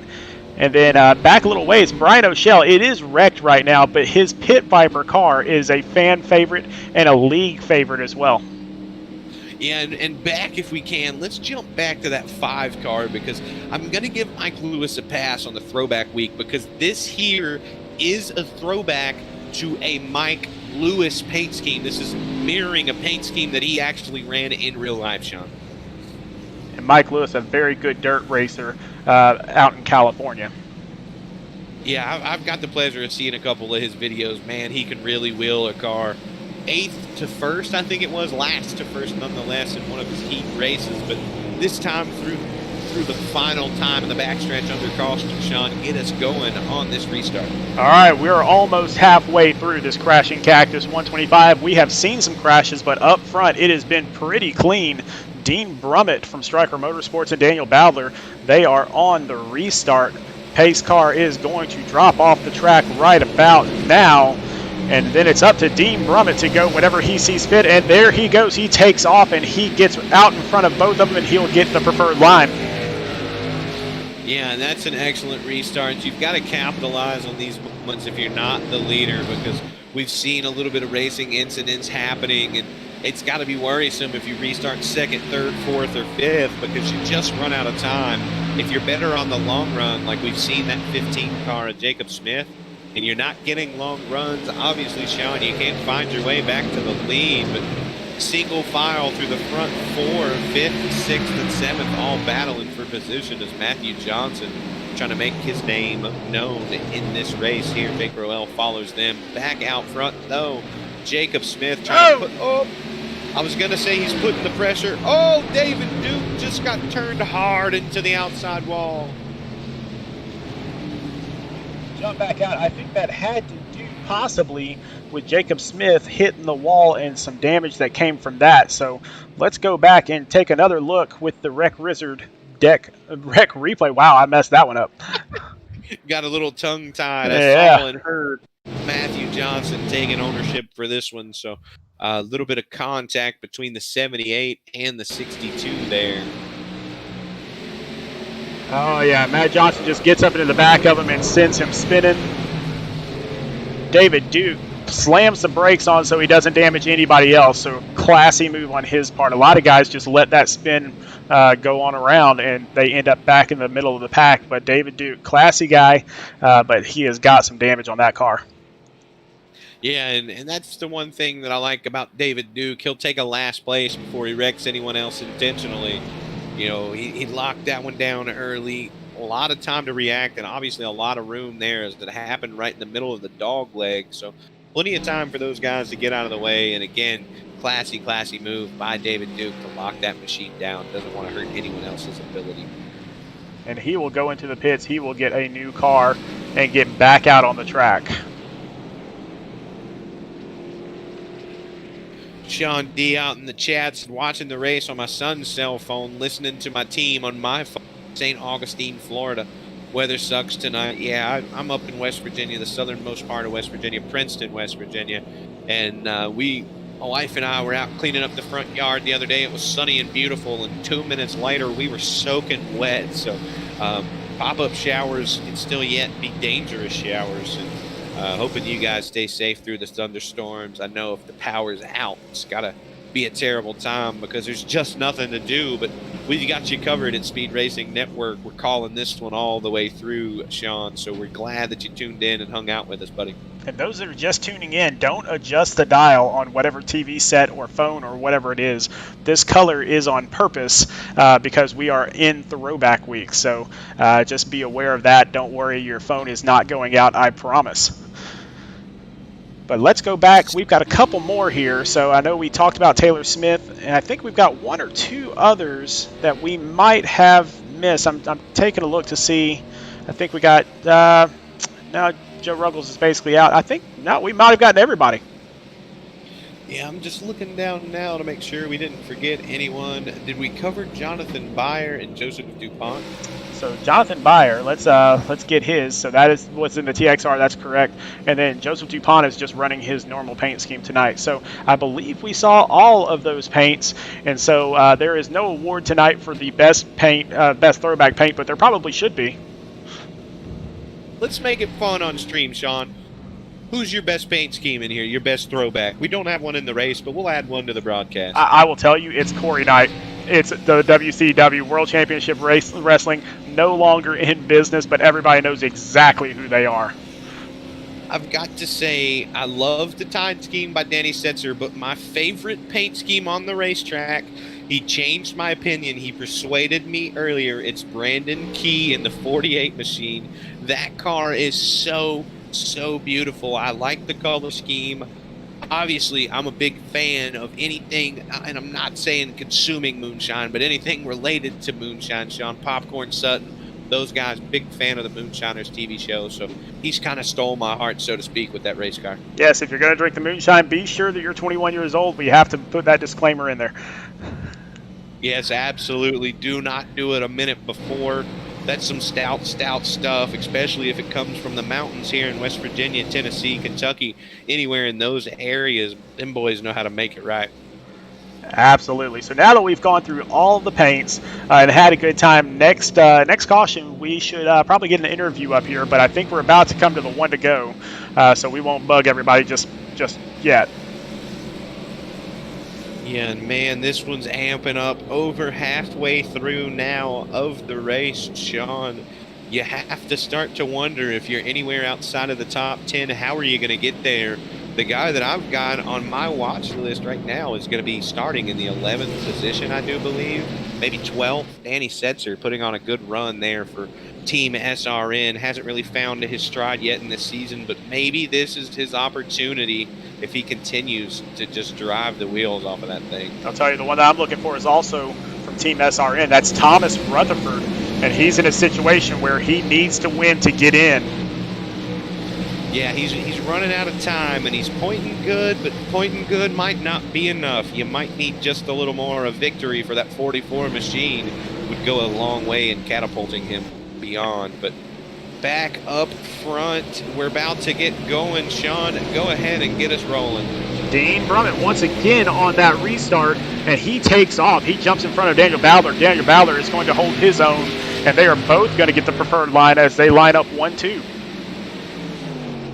Yeah, and I think this one's going to be a slobber knocker before the end of it. There's an old term for you back to the WCW scheme of Corey Knight. We'll use slobber knocker that I can't remember his first name. Jim Ross was his name. That's right. His favorite go-to call, but they're duking it out here and now. The 15 car we saw wide, maybe going to lose the third position to Brandon Key in the 48. Well, Dean Brummett has jumped out, and he has got a half-second lead on Ballard, and Ballard's got a half-second lead on Keys. So the real race is back here in third. Yeah, and you never know who's going to come out of what turn with the lead there. Brandon Key, Chris Massey, and Jacob Smith all duking it out for that one. Jake Roel trying to join the battle as well, followed by Chad Wampler, and I think that's Brad Herman making his way back to the front. Man, these guys have been up front pretty much the entire race, and we have seen that most of the wrecks have happened mid-pack. So up front is probably the safest place to be, but you better get on that pedal because there are people hunting you down right now. Yeah, and we're starting to close in on the final portion of this race. If we stay green, these laps are going to go by so quick. 28 to 30 seconds are the lap times that we're running. So even though seemingly we have about 54 laps to go this time by, Sean, it's not going to seem like 54 when we get into the thick of this run and laps are just continuing to chew by. And it looks like Justin Kruckman in the chat again saying H2K, let's go. But we got a yellow, and that's H2K. Might have jinxed him a little bit, Kruckman, on that call, because I see Joseph DuPont going to be involved for the H2K drivers there. I see Justin Boyles, under 21, MD 2020. So drink responsibly. Wait till you're 21. We'll revisit that one. Don't want anyone drinking before their time. And let's take a look and see what happens here. And it looks like DuPont just gets together with Jonathan Byer. And I think he gets the worst of that one. They tagged each other a couple times there, but DuPont gets spun, and Byer probably has some damage as well. But besides that, that is pretty much the only damage out there on the track. So, tough break. John, ironically, our chatter's out. One pulling for Flashpoint, one pulling for H2K. Both teams involved in that incident there. So, both of you guys wound up on the bad side as teammates tangled there. You guys as teammates are going to tangle, but nonetheless, a fun time coming up. And let's see. We got all sorts of cars coming down into the pits, including Dean Brummett, our leader. And so let's see if anybody opts to stay out. I believe Greg Olnick is staying out. And so he is going to take a risk with... looks like 17-lap-old tires. Corey Knight is going to stay out as well. He's got 26-lap-old tires. So here are some guys that are making moves, trying to gain some positions. Yeah, and I just had a scoring and timing issue go crazy on my end. So I'll call it the best I can, Sean. I'm trying to get that rebooted for myself now. But still yet, man, a lot of changes. Yeah, it looks like the 9 guys decided to stay out on this caution. Maybe they're thinking that there's going to be more of this yellow flag racing, so they want to get up front while they can. The biggest thing I'm seeing is before we saw Kyle Spees try to stay out on the racetrack, but he was the lone car to do so, didn't have any support with him. But here, if you're that 84 car of Greg Olnick, you have to feel pretty good with the cushion you have. Some damaged race cars back behind you, staying out, some guys on the same tires, maybe a little bit older tires than yours, but it gives you a cushion before we see Dean Brummett going to be the first car on likely 4 tires surging his way back through the field. Well, let's see if we can't get a hold of Dean Brummett and pull him into the booth and see what he thinks, especially about this move. Dean Brummett, Sean, and Brandon up in the booth. How's it going, buddy? What's up, buddy? Man, it is all good. You led a lot of this race, and now you are kind of sitting back there in about 10th position, 11th position, actually. A lot of cars didn't pit in front of you. What are you going to do about it? Where the other cars are, I plan on being not there and driving the way to the front. I mean, started 12th at the beginning of the race to begin with, so the good news is at least I get the inside line this time. Or not, actually, with this EOL. Well, you just had it. It's like the theme, or the meme, rather. You almost had it. You got to be a little quicker than that, buddy. But if anyone has shown it that you're racing with now, you've been the driver to drive through the field, yourself and teammate Jake Roel. So I think the strategy of being where those guys aren't is going to be the way to do it, Dean.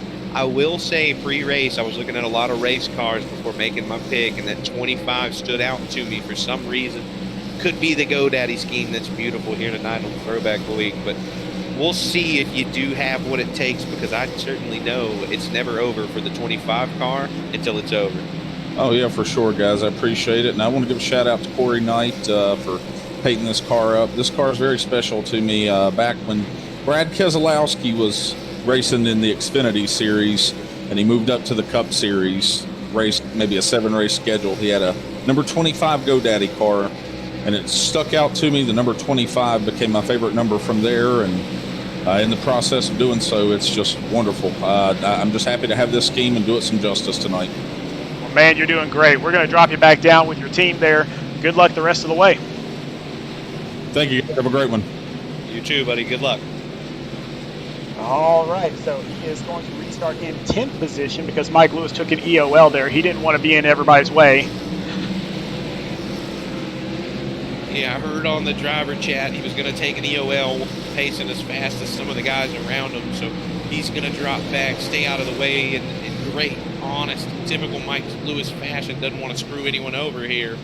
But here we go, Sean. Yet again, we'll see how the tire call plays out for Greg Olnick, Corey Knight, Mike Lepicki, and the guys behind him, because this time it's now or never. If you're one of these front drivers, you have about the best cushion you could ask for. And Greg Olnick's going to be back on the loud pedal hard and early here, going to get clear of the guys who don't really get single file behind him, Sean. Yeah, this might get messy because these top 9 guys are guys that are typically kind of in mid-pack, so not sure how much experience they have up front. Greg Olnick is a good driver in trucks, especially, so it's good to see him up there. And Mike Lepicki, just like we talked about, we got Rex. We got Rex, and that's Dean Brummett. We just talked to him. He wanted to go where they weren't, and it kind of bit him a little bit on that one, Sean, finding some contact with the driver back further in the pack. So Dean Brummett going to have to come from even deeper now. Well, let's go back and check out another wreck replay by Dent Wizard and see if we can find out what happened there.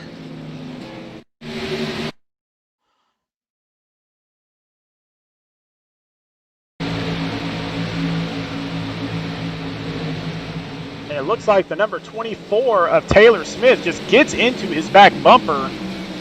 Oh, and a huge hit from Travis Trevelyan. So a couple teammates getting into each other, not on purpose, obviously, but looked like it was Taylor Smith and Dean Brummett. And it looks like Aaron Gerwitz got a piece of that as well. We'll go back and we'll take a look from his perspective and see what happened. Man, if you're Dean Brummett, that would hit you where it hurts because you're just trying to charge. And I don't think, in Dean's defense, that'll be the only one we see here. Aaron Gerwitz trying to avoid the wreck, coming down a little bit, trying to miss some cars, and just gets sandwiched. And gets into the back of Rutherford. And then Bobby Brill involved in that as well. So might be some damage for Bobby Brill also. Number 66 also gets involved. I think that's Jonathan Byer. So definitely some big damage. Very unfortunate for Dean Brummett, especially after just talking to him. So that broadcaster's curse is alive and well, apparently. Yeah, and we hate to see that for Dean, but if we cursed you, we're sorry. But I will say, Sean, just looking at the leaderboard here on my end, the front runner for the new tires really didn't go very far early in that run. It's going to turn it over now to Jacob Smith, the 15 car, as the first car on new tires. And if you're Greg Olnick, Mike Lepicki, or David Duke, it's got to feel pretty good that you're not in danger right now of those new tires. Well, so now we're going to see if anybody decides to jump into the pits. I know Thomas Rutherford and Travis Trevelyan had to because they were damaged. Dean Brummett as well, just looking at his car, he took a fast repair there to get that 25 back looking clean and clear. We'll see how he comes back through the field this time. Going to restart 23rd, so really has to use those tires to his advantage here, Sean. You know, in these top 7 cars, they rolled the dice once before. They're going to roll those dice once again, it looks like. I don't see any of them going to pit road. I think they think that there's going to be even more damage out there. Yeah, and we saw this work for a little while last week. You know, a couple of those cars playing track position were able to hold to the front. AJ Pritchett, one of those cars, who played some strategy late in the race, and it went his way. So likely Greg Olnick and some of those guys up there, Mike Lepicki, David Duke, trying to do the same thing. I will say, I know the strategy of David Duke is to try to play the strategy, to kind of have track position late, and maybe now's the time he deemed to be go time almost. Well, only 43 laps to go on a short track. You have to make the choice at some point. And so out in the chat right now, Sean Dice says, if my boy Aaron Gerwitz didn't have bad luck, he wouldn't have any luck at all. Yeah, and I was just catching up on the chat myself. You know, Sean, that's pretty much been my luck as well. Good to know that those kids, Mike and me, it's going to be Sean Dice as well. So anyone chatting with him, but you know, that's been my luck recently in all series I've ran. Man, if I don't have bad luck, I don't have any luck. So nonetheless, if there's anyone in the field that you know can turn it around, it's going to be those guys at Rev Racing, Aaron Gerwitz, Adam Pettit, and their newcomer Brandon Keith. Actually been really fast tonight. So highlight on him, because who knows if he's going to get back up front and steal this one away. The biggest risk taker out there right now, Corey Knight, last pitted on lap 48, so he is going to be out there in 36 lap old tires when we come back to the green. And so we just got to find out how is that going to work out for him, because it can't stick on the bottom anymore, can it? No, I would imagine not. I am curious. I just realized he had someone on the roof of that car. Is that Goldberg on the roof of that 90 car right now? Oh, we will have to take a closer look at that. Not sure we'll get it in right now, but we'll take a look at it a little bit later. Maybe trying to use the spear for some of the guys ahead of him. Time finishing move, Goldberg. So we'll see how that one plays out for him. But this time, Sean, get us rolling again with Greg Olnick. Greg Olnick on the inside of Mike Lepicki, and so the pace car is going to drop off. Greg Olnick in that beautiful green car is going to take the green, and he's off. And let's just see what these top 7 do with these guys behind them with such newer tires. That's really where my point of emphasis is now, because I saw the 15 car of Jacob Smith take them 3 wide, make a little bit of contact, but trying to charge forward, no one around from the incident. We'll see how the tires hold on, because we've known that 15 car to be fast, but right now the guy that's making headway is one that played the strategy along with these other guys, Jake Roel, right now trying to knock off some leaders. Now Jake Roel, he last pitted on lap 73, so he does have the freshest tires up here right now as Mike Lepicki goes to the inside to take the lead. But we do have another caution. It looks like Derek De Silva is off pace back in the back. He's got some serious damage, Brandon.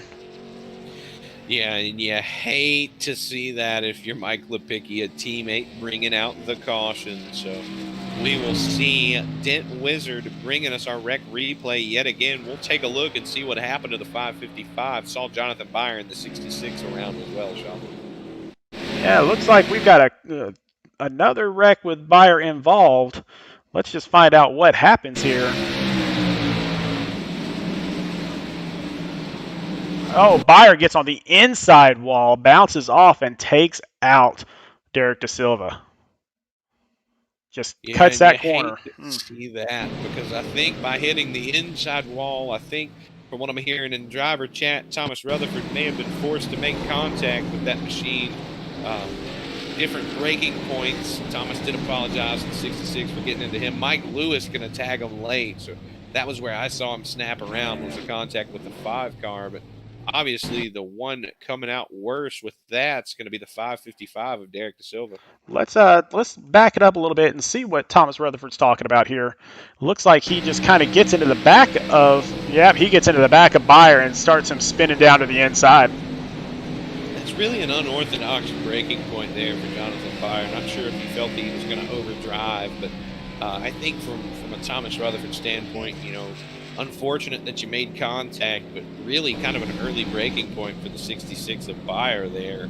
Likely would have drove a little deeper into the corner on a normal on a normal corner, Sean, maybe he felt that he was going to be too high, maybe make contact with the 555 anyways and chose to brake a little early. But we see Mike Lipicki getting by our leader before, Greg Olnick, who I think has brought his car to pit road, John. He has, and Mike Lipicki being up front, we're talking about throwback week here. Last season, Mike Lipicki was at the front every single week, and now back here in Season 2, Week 9, he finally finds the front of the racetrack again. Yeah, and it's only fitting for Throwback Week to lead us as our front two drivers being a throwback and Mid-South Madness in their own right. There are a couple of the old guards, so to speak, being in the front of the pack right now. Mike Lipicki and David Duke. Devin Zimmerman up in fourth as well, another old guard driver, followed by some newer comers to Season 2. But, man, Mike Lipicki, if anyone needs a good finish, he knows it's him. He's been racing hard. He's been working hard. Bad luck has found him at every corner of every racetrack so far. And then on his outside, David Duke, who has made it a point to tell us for the past few weeks that he has never won a Mid-South Madness race. And so this is his best chance right now, up in second place. All he has to do is get around one car and then stay clean the rest of the way. Yeah, and I will tell you, running with David Duke, he runs his fastest laps when he's the leader. So if you're Mike Lipicki, you don't want to allow him to get by you, especially because the new tires are still mired back in seventh. Jake Roel, going to be hard to get away from here for either of our front two drivers because he's ever quick at every racetrack. It doesn't matter where we are. We talk about him coming through the field. Up now, I'm showing about 31 positions, but if my scoring is right, Sean, among the top three, the lowest position gained is going to be David Duke with about 28 positions gained. And man, that is absolutely amazing. I know Jake Ruel, he started off way back in the back, hitting 32nd, I believe it was, and he is up to third right now. So we've got a lot of big gainers out at the front of the pack here, and then a lot of those guys that were way up front are back in the back now. Yeah, and I do want to correct that. I'm fairly certain David Duke started in the top 10, so I think my scoring's a little off. He started 11th, and so he is up to second right now. Scoring is a little bit off, but that's all right. I got your back, buddy. I appreciate that. I'm not sure. I've had guys who were parked in the race. We saw Joe Ruggles park it a moment ago. He was showing as the leader, so my timing and scoring not doing me any favors or any justice right now. But as always, Sean Griffin puts in the most work for each and every series that we go to. He's working just as hard as any of the drivers, so a big shout out to you here, buddy, as we close in on the finish of this one. You've worked so hard throwing together all the slides and getting everything ready for the broadcast, and above all else, I appreciate you more than you will ever know. Well, thanks, buddy, and I've got to send a shout out to my wife and my daughter who are not watching right now. My wife is working, my daughter better be asleep right now, but they allow me to have so much time to work on these broadcasts and to try to make them as good as we possibly can. Yeah, and I also want to toss one into my wife as well, and my little boys and my daughter for doing the same thing, allowing me to come in and help call these races when they're going to bed. But big shout out to all the wives and children involved, to all of these drivers down here right now, because allowing them to race is what makes it fun for us, Sean. But the pace car driver going to leave our field once again, Mike Lipicki, going early and clean, trying to run away from the speed behind him that is David Duke and Jake Roel. But they're going to do what they can to make sure that doesn't happen here. Three very clean drivers up in the front, so they're not going to put each other in danger, but they're also not going to lay off that pedal either. Yeah, and I was a little concerned right as you said that, because I agree fully. Oh, we got to spin! Oh, no, I believe that's going to be Chris Massey getting kicked to the high side. Still green flags, so we still have Mike Lipicki up front. Crazy how everybody got through that without a yellow flag. Yeah, and I think the wall played a little part into it, but don't want to sell the man short. Chris Massey, a beautiful save, but here we go. The guy that's trying to prove me wrong, Jake Roel, going to give a little bit of a bump to the 46 car, trying to get the lead. He wants to show that maybe I should have stuck with my pick, Sean. Oh, no! Jake Roel gets into the back of him. Great save by Mike Lipicki. Hang in there, Mike. I tell you, the window just opened for the 78 car, but man, maybe some mistiming. Oh, and now the 78 gets spun. More contact for the 33 and the 46 behind him. David Duke trying to hold on and gather it back up. These guys are racing for everything they're worth right now. And man, it's all over the place. The 33 car going to get wide, allow some back behind him, and the two guys involved in the contact make it 3 wide underneath. Devin Zimmerman just trying to gain back what they lost. Sean, I do want to take a moment while I have the opportunity and say my 2 picks, one that I switched from, one that I switched to, are up in first and second, but the chaos is really off behind them right now. And if you're Jacob Smith, you have to be happy about the chaos happening in front of you, because it's allowed him to get back to the 3rd spot. Daniel Bowdler hot on his heels in 4th, so it's about to shape up to be something wild here in the Mid-South Madness. Take on the crashing Cactus 125 at Phoenix Raceway. What an amazing couple of turns we had there. 2 of the leaders getting spun, but still keeping the cars on the track. But that allows Jake Rowell to open up a 6/10 of a second lead.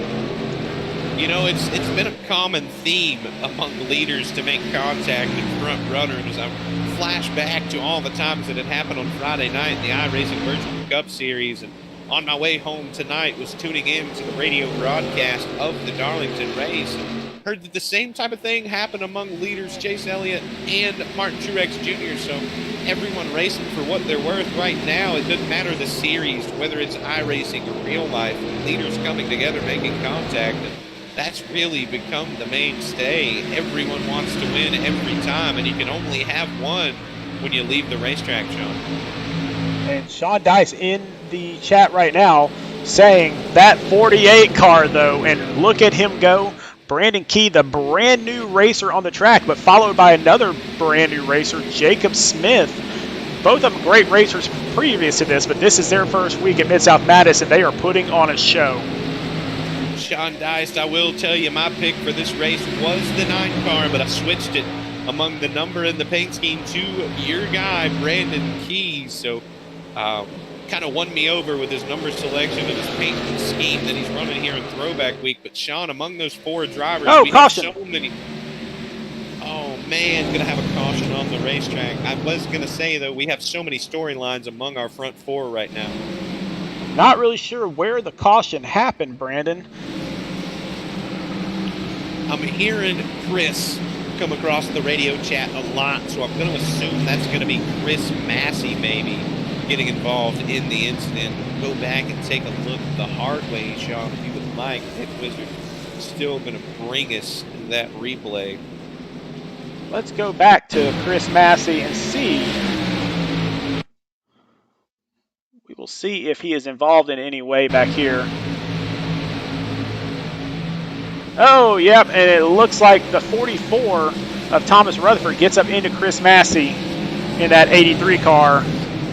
Just a single car incident for the most part. And everybody gets back going straight again. So a little bit of contact. That was not the first contact of that green flag run, though. No, that was a wild contact happening there. You know, we saw it all over the racetrack. And one thing it's allowed, Sean, the guy that never seems to give up, Dean Brummett, able to crack back in to the top 12 right now, showing maybe the top 10 once my scoring sorts itself out. So he's come from 24th back up to 12th after his spin. But going to pit and get some more fresh Goodyear tires. Wants to have an edge over these guys as he continues to try to run them back down. But up front, his teammate Jake Rowell was involved in a little bit of an incident there. And he got Mike Lepicki a little sideways, but then he took the lead and went on. Yeah, and now I want to touch back on what I was saying. You know, among our front four, Sean, we have so many storylines. Jake Rowell come in as a newcomer in Season 2. He's already found his way to victory lane and locked himself in, but he's been fast each and every week. Right behind him, we have Brandon Key and Jacob Smith. A couple of guys filling roles that were previously held on teams by another driver, so they're newcomers to Mid-South Madness.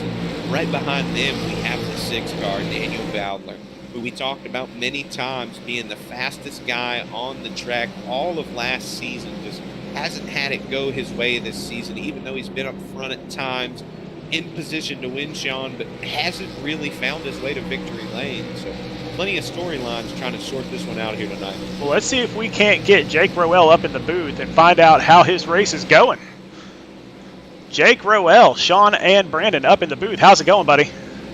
Oh, not too bad, boys. How's it going up there? Man, it is good. Fantastic race so far. We do have some spins going on, but up front, you and Brandon Key and Jacob Smith, Daniel Bowdler have all been going at it all race. We're loving it. How are you feeling? I'm feeling pretty good. I just feel like we're going to have a lot of cautions here, so there's no point in pitting. Yeah, I think one thing's for sure, if you pit now, you've kind of thrown your chance out the window, because even if we go green at 24 laps to go, if you find yourself deep in the teens in this thing, Jake, you have to think that you're almost out of laps. Do you have what it takes to hold those fast machines off behind you in the final 20 laps here? Oh, yeah, I definitely was saving my stuff, knowing at any time a yellow can come out. Atlanta taught me that. So we'll see what we got here. You know, Jake, we were talking a little bit earlier that we saw what happened in the practice race on Tuesday where your teammate Jacob Smith was leading the race. You put the bumper to him. He got a little loose, and then you took the victory. If we're in the same situation again and you are behind somebody at the finish line, are we going to see the same Jake Roel? Honestly, yeah. You got guys that have been complaining all race about things. That's not on my fault. That's on their plate. So it is what it is. I mean, we are at a short track, aren't we? Sure are, man. And that was the answer I expected to hear from you, honestly. So we will get you back down to your teammates and have a great rest of the race. Hopefully we'll talk to you right after. Appreciate it, guys. Appreciate it, buddy. Good luck. Thank you. All right, so Jake Roel confirms what we thought about the entire time, that if somebody's in front of him at the finish line, he will do what it takes to do it. Yeah, and that's one thing, like I said, that I fully expect from Jake. But the bad news for Jake right now, Sean, he's in the spot to get bumpered. He's in the spot to get the chrome horn. So we'll see if anyone else uses that same knowledge. And with that 15 car now behind the 9, maybe it's time to return the favor, this time for 4. Get us going, buddy. Well, we got the 9, Jake Roel, in the DuPont color scheme there. And then we have Brandon Key on the outside, who is as close to the lead as he's gotten all race long. This could be the battle for the win right here between these two. And it looks like Brandon got a little bit of a jump, so he's going to have to get on the brake, and Jake Roel is going to take off. Still yet, he's been trying to give that restart back. Going to get a clean, solid one, but he's opening up the door now to Jacob Smith, who slides up in front of the 6 car now. Daniel Bowdler looking inside of the 15. Daniel wants to finally get it done, Sean. And yet again finds himself in contention late in this thing as the 15 slides high. We're back under caution. And once again, not really sure where that caution came into play. Not sure if you're hearing on the radio. I don't see any major damage out there, Brandon. Don't see any major damage. I'm going to take a look real quick and I'll see if that's where it ends up being.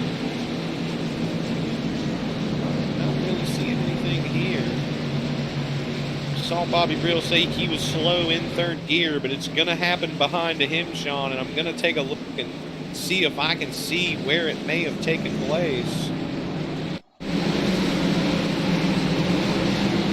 Just looking back through. Oh, there it is, right there. The 13 of Josh Witt gets sideways and puts Thomas Rutherford down onto the infield.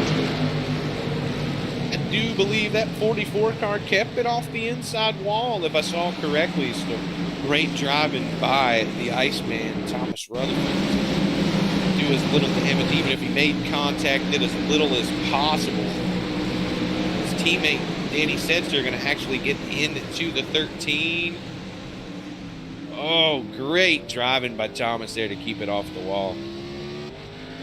Let's see if we can't take a look and see what happened with Danny Setzer. Up front, gets on the inside of Josh Witt, floats up a little bit, and that's what started everything. So, again, just right there. It looked like there, Sean, he tried to use that flat part of the apron to give room to the 13 and just found no grip in the hump there and kind of washed up just the hair into the 13 machine. So back live, we've got Thomas Rutherford back in 31st place right now, not where he is typically racing at, and so he is going to have a long road ahead of him to get back to a good finishing position. I will say, if we keep getting these stop and go starts here, the guy that's picking off 1 or 2 a restart right now finds himself in about the 6th position.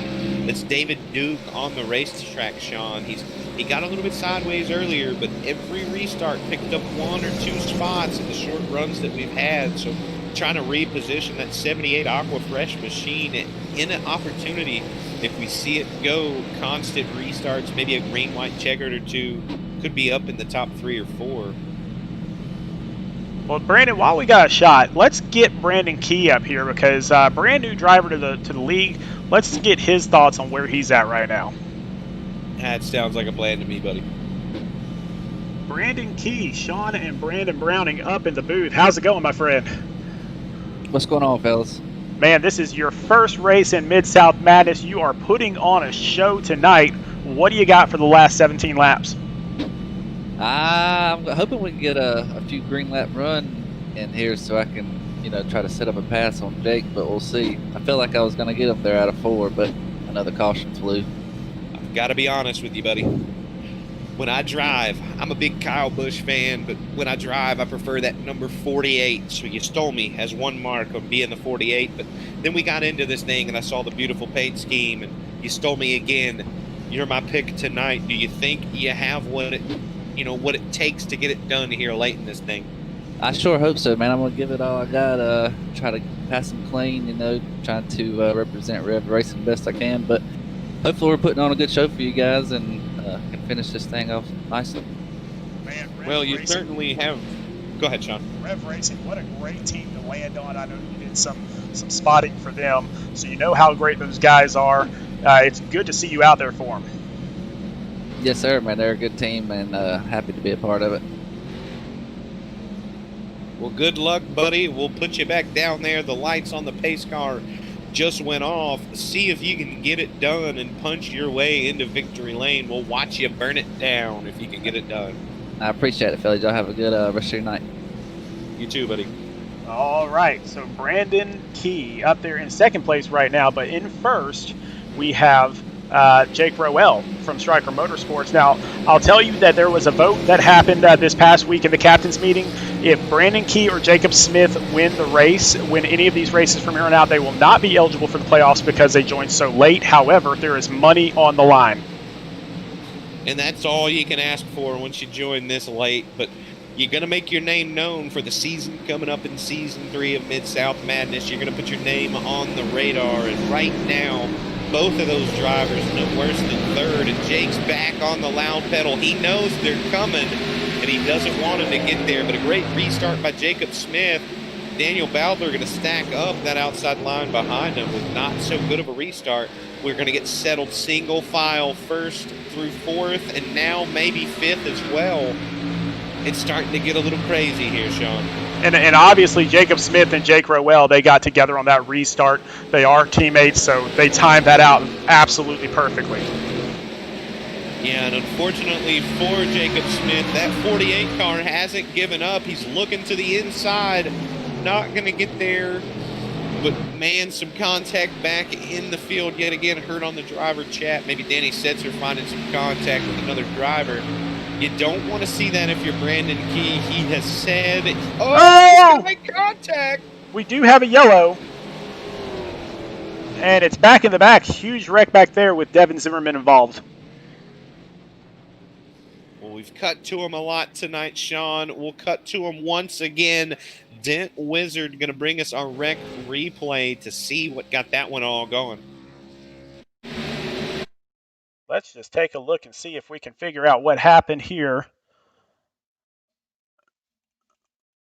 And it looks like Chris Massey just got down there on the apron and just got up into Zimmerman. Oh, Picky involved, the 13 of Josh Witt involved, and once again, Thomas Rutherford involved. So not the race that Thomas Rutherford is wanting. Want to give a flashback to a few laps ago when we saw that 83 machine make that beautiful save. It was off the nose of the 33, so don't want to say it was payback or retaliation, but likely no love lost by either of those drivers there after contact, collecting a couple of other teammates there. Zimmerman's teammate Michael Picky going to be collected yet again with some bad luck late in this thing. But obviously, you know, when you get into an incident with the driver, Sean, the next time you come together, you might not give as much room. So could have been the cause there. Could have just been good, hard, short track racing. We'll never know.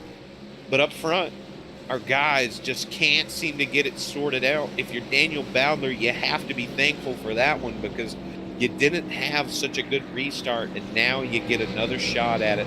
One more opportunity, Sean. Could be your last. You can't go back-to-back restarts with an incident. Well, I got to tell you, Brandon, so I'm looking in the chat right now, and these guys that are normally here in the race, you know, sometimes they have to work, sometimes they have power issues, that sort of thing, but they're out here making bets on who's going to win. So we've got Justin Boyles betting on Daniel Bowdler, and then we have Sean Dice betting on his teammate, Brandon Key. Well, I tell you, both of those are solid picks, and for the sake of this one, I'm going to have to say I hope Sean's right because that was my pick, but boys, I'll get involved in the betting with you. I don't think either of you are right. It's going to be hard to find your way around that 9 car. And if you do, the 15 is going to have the one to say about it. I want to go up just a little bit. I do see Megan Spees saying, go Kyle Spees, mom of the driver, also enjoying. I say it every broadcast, Sean. Teammates are one thing, but when you bring the family to the broadcast, that's my favorite part. You have the family out in the broadcast. So, the mom of Kyle Spees out here, that's my guy. Really good friends with Kyle Spees, but race with him several nights a week, and hopefully he'll get back up there. We do appreciate that you enjoy the broadcast. Thank you for hanging out with us. Man, one of the coolest things about iRacing is that you can be on a nationally televised broadcast, and you know it costs you next to nothing to be in that league, and so definitely this is a fun thing for everybody. We are so happy that iRacing has taken off as hard as it has, and now we're getting even more great drivers out here, but some of the best ones are here in Mid-South Madness. Yeah, and if you know that goes to add on to that, you know, if you're in this race, if you're watching this race, or you know, even if you're Megan Spees, Kyle's mom, tell everyone about the broadcast. And we don't say that because it boosts our numbers. We say that because we appreciate these drivers here. I think we had 34 join us tonight. We appreciate their opportunity to really show their talents, and we love when the family comes out to enjoy the talent as well. So if you have anyone that's not watching this week, bring them next week because we're going to see chaos every week. Some of the best drivers on iRacing in this field, as well as the other ones we do broadcast, Sean. We see all kinds of talent that, you know, maybe a hidden talent for a lot of guys that haven't really got their shot, but they're showing it here tonight. Well, while we got a quick little chance here, so let's thank our sponsors because they're the ones that let this happen. So CMC Fabrication, you need any fabrication needs. They actually won at Talladega with the truck this year. Dent Wizard Smart Repairs. If you have any dent problems, and a lot of these cars will tonight, they are the ones to call. Brookstone Animal Hospital, for man's best friend, you want the best. Brookstone Animal Hospital. Griffith CPA firm, they make taxes less taxing. Paints by Night, if you have any paint needs in iRacing, then Paints by Night are your guys. Silverback Tax Solutions, when the IRS is on your back, get the monkey off your back with Silverback Tax Solutions. And finally, Steak Dance, the best steak seasoning out there, Steak Dance Seasoning. Well, I will tell you that Steak Dance is going to want to do a dance here. We've saw it in the chat. We've had drivers bet on Steak Dance Racing's Daniel Bowdler here, Sean. So we'll see on this restart if he can get it done, if he can finally phase his way into the top 2 or 3 yet again. Maybe poke that 6 car out to the lead and get the rain cloud or the monkey off of his back. But Jake Roel wants to have something to say about that as he takes off. David Duke with an excellent restart as well, back in 5th, challenging for 4th. Daniel Bowdler going to get clear now of 4th place Brandon Key and try to run down Jake Roel and teammate Jacob Smith this time. Hopefully we'll stay green, Sean. 9 laps to go. Jake Roel sitting pretty right now. But look behind, we got a car up in the wall. I believe that's Jay Graves up in the wall. But we are still green. If you're Jake Roel and you're looking in the mirror, there's a teammate there for the moment, but if Daniel Bowdler has anything to say about it, it's not going to be the case the next time by, because he's putting pressure on the 15 of Brandon Key, the 15 of Jacob Smith, followed by the 48 of Brandon Key. This time going to find his way inside of Daniel Bowdler. Oh, they're getting close back there. It looked like Brandon Key let up, which is a classy move. He let up so Daniel Bowdler could get by, so that there was not a wreck there. So very classy move. We do have a yellow on the track though. It's in the back. I believe that is Kyle Spees and Corey Knight, teammates, both spinning. So not sure if that's friendly fire or what happened back there. We will have to get another wreck replay by Dent Wizard. Saw another wadded up race car back there as well. I believe that might have been Danny Setzer. Here's some tempers starting to flare, Sean. We'll get to that in a moment. Let's take a wreck replay by Dent Wizard here and see what's going on. Oh my goodness, that was a huge hit. That looked like Corey Knight just kind of came inside. I'm not really sure what happened. We will go back and take another look at that, maybe from a different view. Gonna let our good buddy Corey Knight know that there's a wall out there that he found his way into twice, collecting teammate Kyle Spees and Danny Setzer. So all those paints by Knight race cars there, Sean, a little wadded up coming out of that wreck. Oh, and definitely Danny Setzer not having a good night. That was definitely not his fault. Corey Knight gets up into the wall a couple times, comes down, and just takes out his own teammate as well as Danny Setzer, who was in the wrong place at the wrong time. Yeah, and it looks like, unfortunately, there we see it, the 17 car, maybe with incidents not of his fault tonight, using up both of those fast repairs. We see him still remaining on pit road, doing some damage repair. So a tough night for the SRN driver that we thought was going to have a solid showing here, but as I was saying, under that caution, tempers flaring amongst the 6 car of Daniel Bowdler and the 15 of Jacob Smith. Daniel felt like he was a little bit faster that run, Sean, but 15 was just there. Well, let's see if we can't get one more guy in here. Let's get the new driver for Striker Motorsports, Jacob Smith, and see, he's back in 2nd place right now. Let's see if we can't find out what his plan is.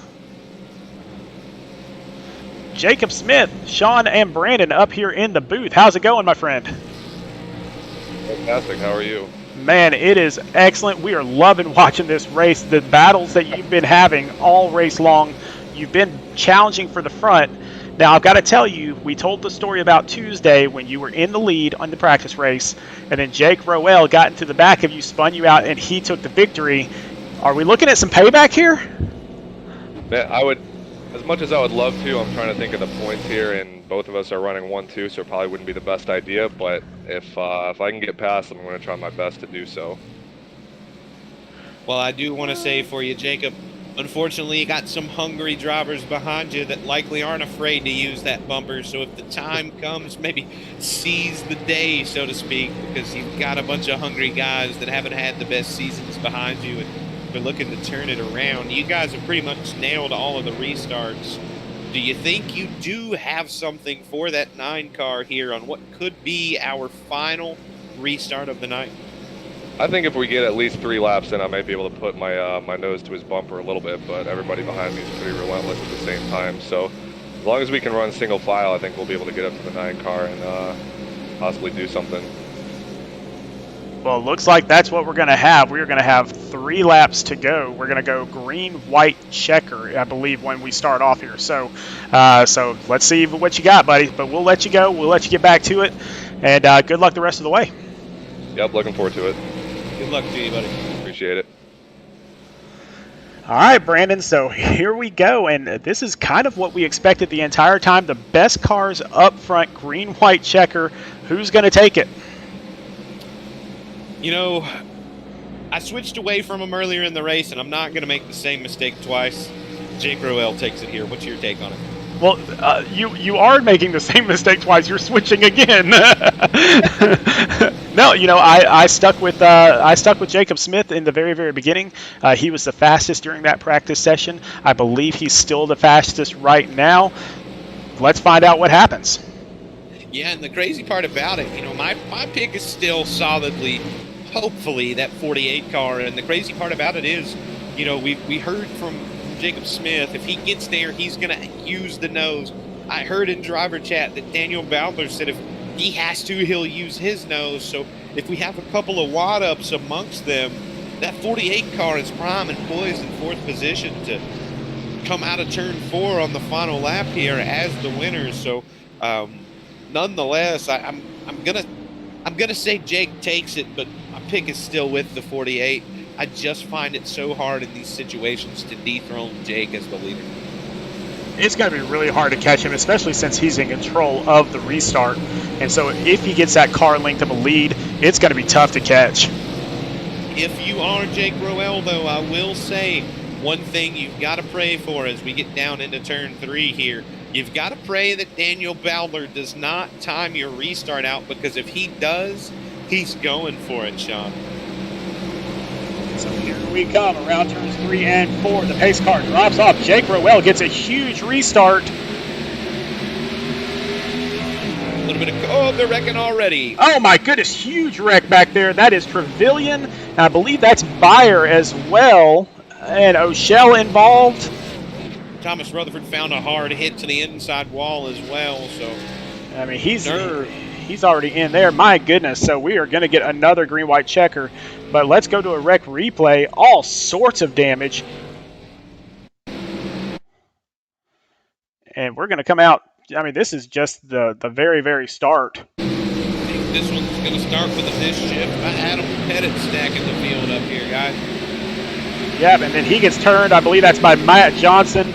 Gets into O'Shell on that spin, and he immediately goes into the pits when that happens. So let's get it from another perspective here. This is from Matt Johnson's perspective. Oh, yeah, definitely a missed shift.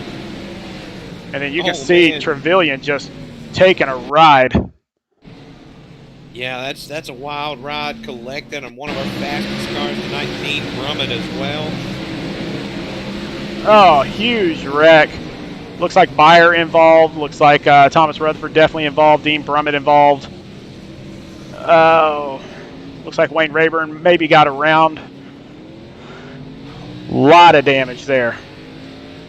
Yeah, and after hearing it there, it sounded like what you don't want to happen. If I'm not mistaken, Adam Pettit uses a sequential transmission, and it looked like from that replay, Sean, not only did he miss a shift, but maybe downshifted as well by accident.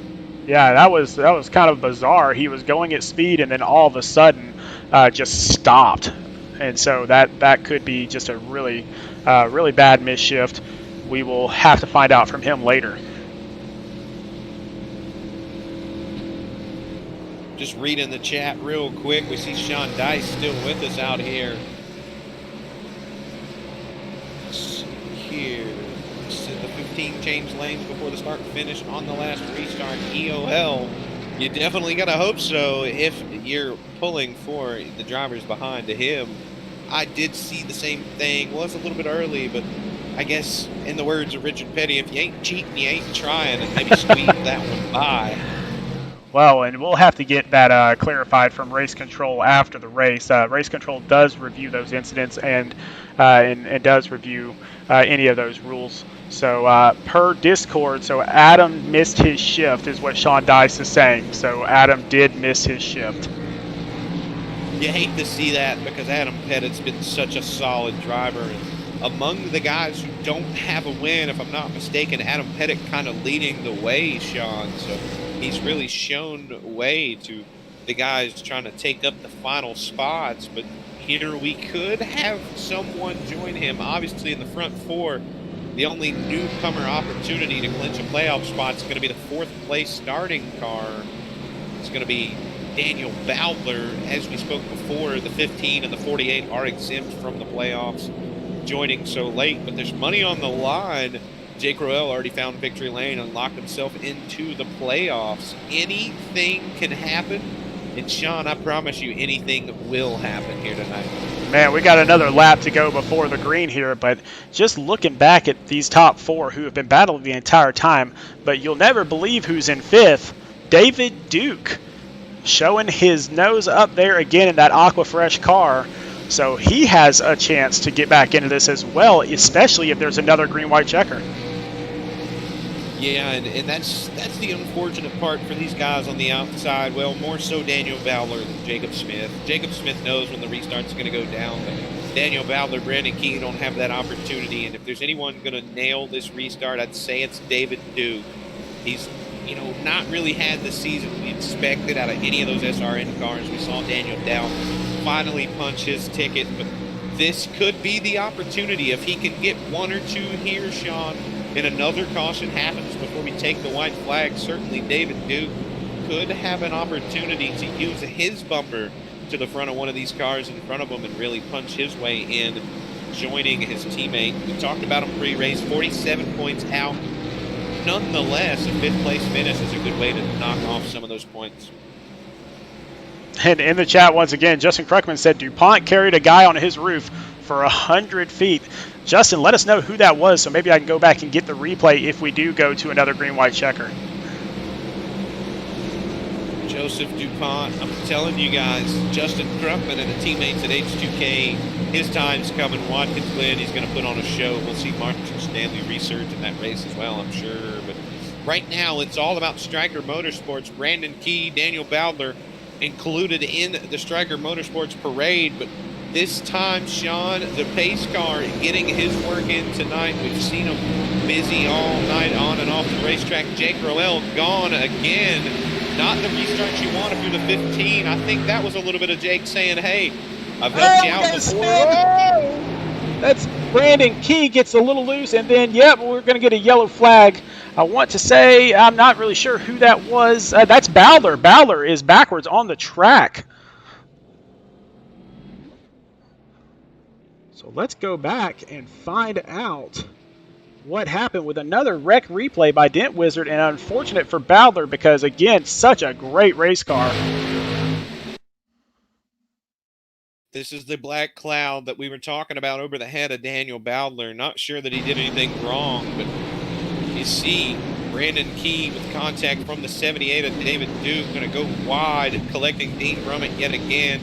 Mike Lewis, Corey Knight going to get involved late, but Sean, you have to feel for the driver of that 6 machine who's found himself in the top 3 late in a lot of these races and just nowhere to go here. No, and it looks like Dean Brummett gets into him as well, so that will likely end his night. Corey Knight involved, Mike Lewis involved, all sorts of people involved. Just a really unfortunate thing. And again, this is about the 3rd or 4th race in a row that that Bowdler has had one of the best cars on the track and just cannot bring home the checker flag. Unfortunately, on the downside for Justin Boyles, I don't know. Certainly don't believe there's going to be time for the 6 car. But Sean, we talked about him before the last caution. Let's check the 3rd place car here. He did exactly what we said he needed to do. David Duke finding his way into 3rd there, so he'll be among the guys trying to use that bumper to try to get to the victory lane. And I tell you, we talked about it last week. Danny Dow, I was so excited for him to get the win after seeing the season he'd had. And right now, if he can time this restart, David Duke could get it done. If the 2 cars in front of him tangle up, he'll be the guy sitting in the catbird seat. And that's a possibility. They've been tangled up once this week already, so even though they are teammates, they both want this win. But really quickly, let's jump back to the chat one more time. And so Justin Kruckman says that he believes it was the 71 that was up on the roof of DuPont. Let's see if we can possibly, I'm taking a big chance at this, see that happen. I certainly believe you are correct. I saw DuPont get through there, so let's try one more thing. Let's see if we can do that one more time. but then look at it from the DuPont angle.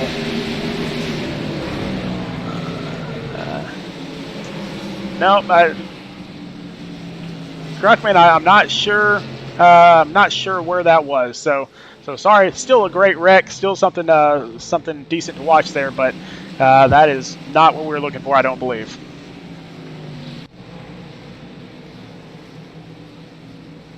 All right, back to live action. So Jake Roel once again is going to lead this restart. And, you know, we've seen this a couple times with him this season where back at Atlanta, he took the restart and he just had nerves the entire time because you just never know what's going to happen behind him. But then you have his teammate Jacob Smith in second, and then David Duke is going to have that inside position. He's going to get first crack at Jake Roel. Do apologize there, Sean. I had a little bit of a family emergency that I'll deal with after the race here, but didn't mean to tone you guys out, but something that I had to deal with really quickly. And back for this restart, though.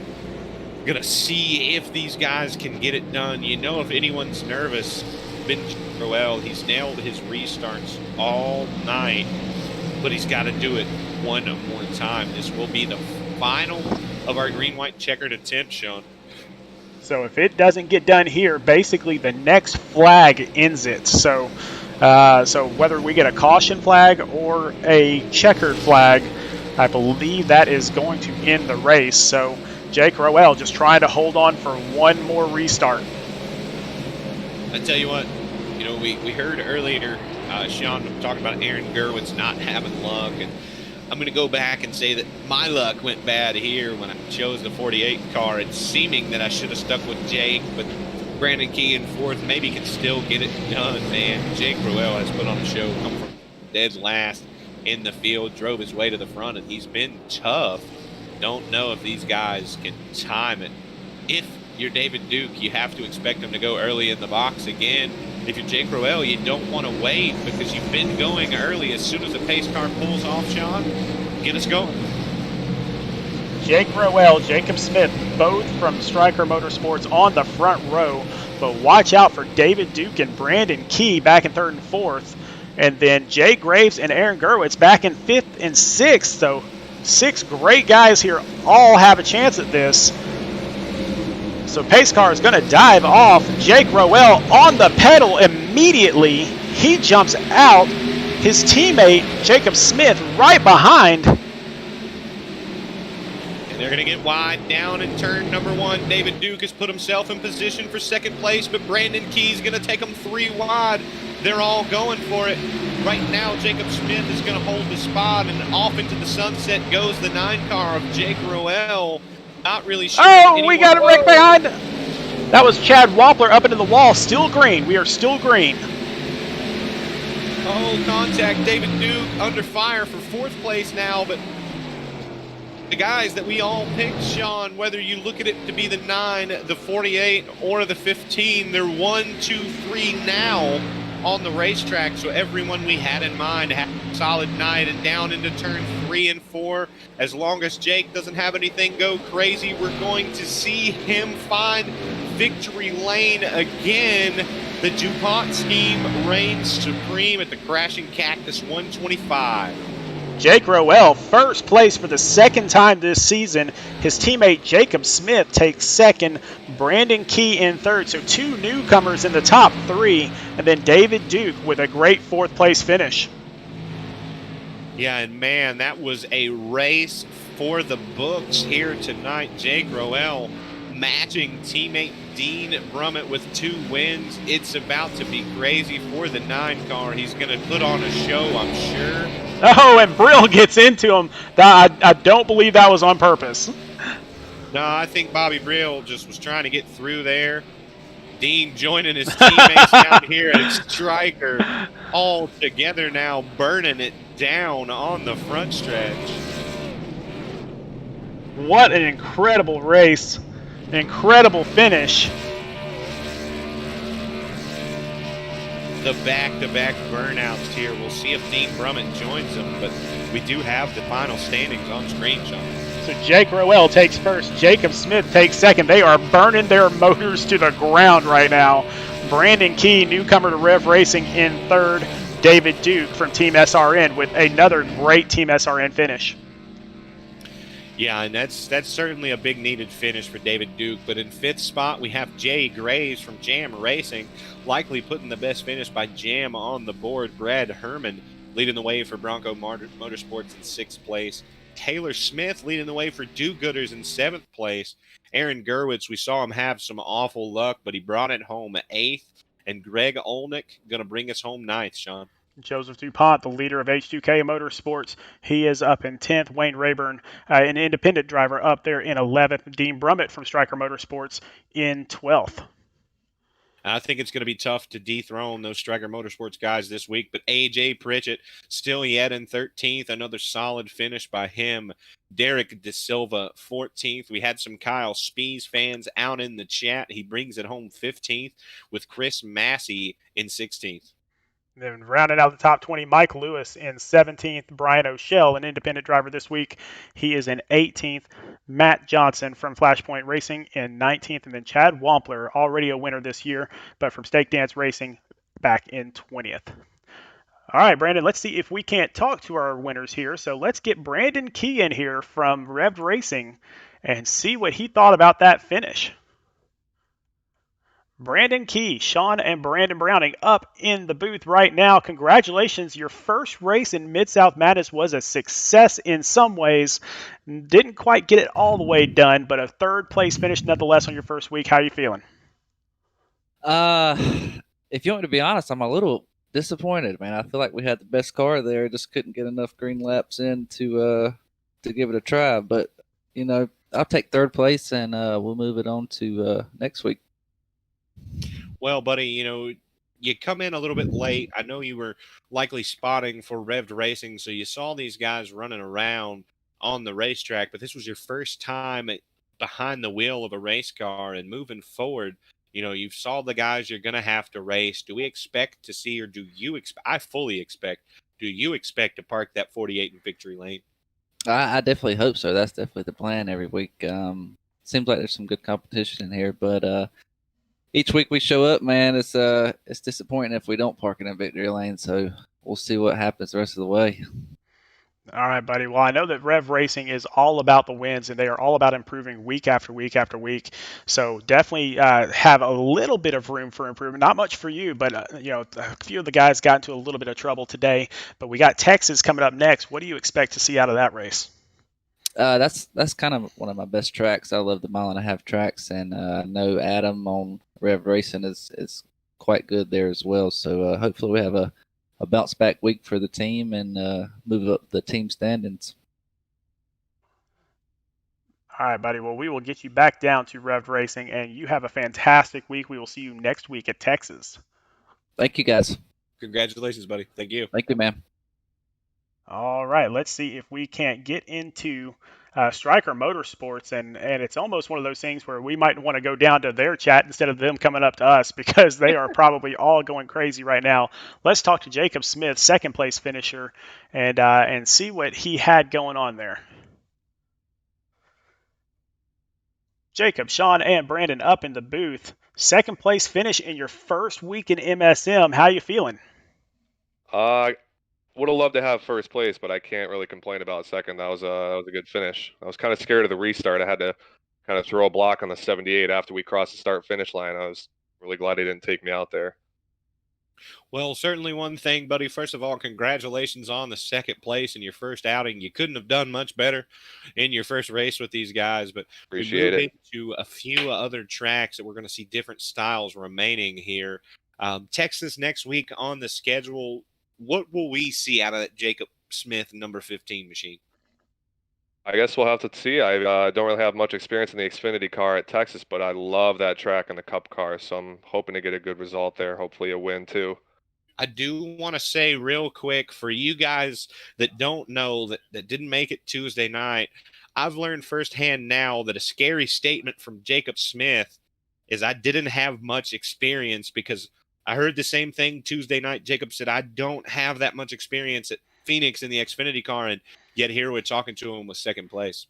Yeah, Tuesday night that was the first time I've ever run this track. So to come out, get a little bit of practice in, and then run up front for most of the race on Tuesday. In the practice race, I was pretty happy. I at least got a couple laps led tonight as well. Well, man, what a fantastic race for you. You were up front basically the entire time. It is great to see that Striker Motorsports car up there. Can't wait to see you next week at Texas.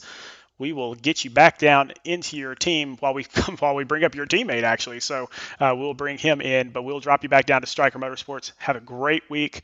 We'll see you then. Awesome. Appreciate it, guys. Thank you, buddy. Good luck. All right, and let's talk to our race winner, Jake Roel, two-time winner now. Let's bring him up into the booth. Jake Roel, two-time winner. Sean and Brandon up in the booth. How you feeling, buddy? What is going on, team owner and Brandon? I'm feeling amazing after that. I certainly can't say that I disagree with you, because you put on a show, you come from the back to the front yet again, and I've got to be the first to tell you, and I'm yet again, Sean is probably just living it up, because we seem to talk about it every broadcast, buddy. I started off with JFR as my pick, Jake Roel, and I decided to switch over and go with Brandon Key, but you proved me wrong tonight, buddy. What was it like out there behind the wheel of that 9 machine? Oh, it was a dream. I mean, the car basically drove itself. I came all the way through the field from 32nd to first, obviously. I honestly got real nervous. Had to use my first pass report really quick on lap 1. So I was really nervous. And then just had to slice and dice through the field like you saw. So tell us about that qualifying. So we saw that you ran the qualifying laps. Did you hit walls? What happened there? I mean, you know, wanted a little bit of something different, I guess. I liked what I did at Pocono. There's no need to be up front dealing with things and getting taken out, So it's just a little different strategy play. I kind of like it. You get one of the last pit stalls, so you don't have to deal with what I've seen so far in the previous weeks of guys coming down pit lane, so it just gives you a real advantage. Well, I do want to add in there, as the pause went from Sean's question to Jake's answer, knowing you for so long, buddy, I could have gave that answer for you. I knew you wanted fun. I knew starting at the back would be a way to drive through the field. And if you guys don't know Jake Roel, that was about the most Jake Roel answer you can get, because he loves a good challenge, and he found his way to victory lane tonight as the winner, reigns supreme at Phoenix. Jake, we head to Texas next week, and I know it, but a lot of these guys don't know it. How do you feel about Texas Motor Speedway? Honestly, when Tripp was going over the pre-race rules and things like that before we rolled off there in our team chat, Jake goes, "Oh, great, we go to Texas next week. That's where Roel's quick too." So I feel like everywhere we go is just another piece of the cake, so to speak.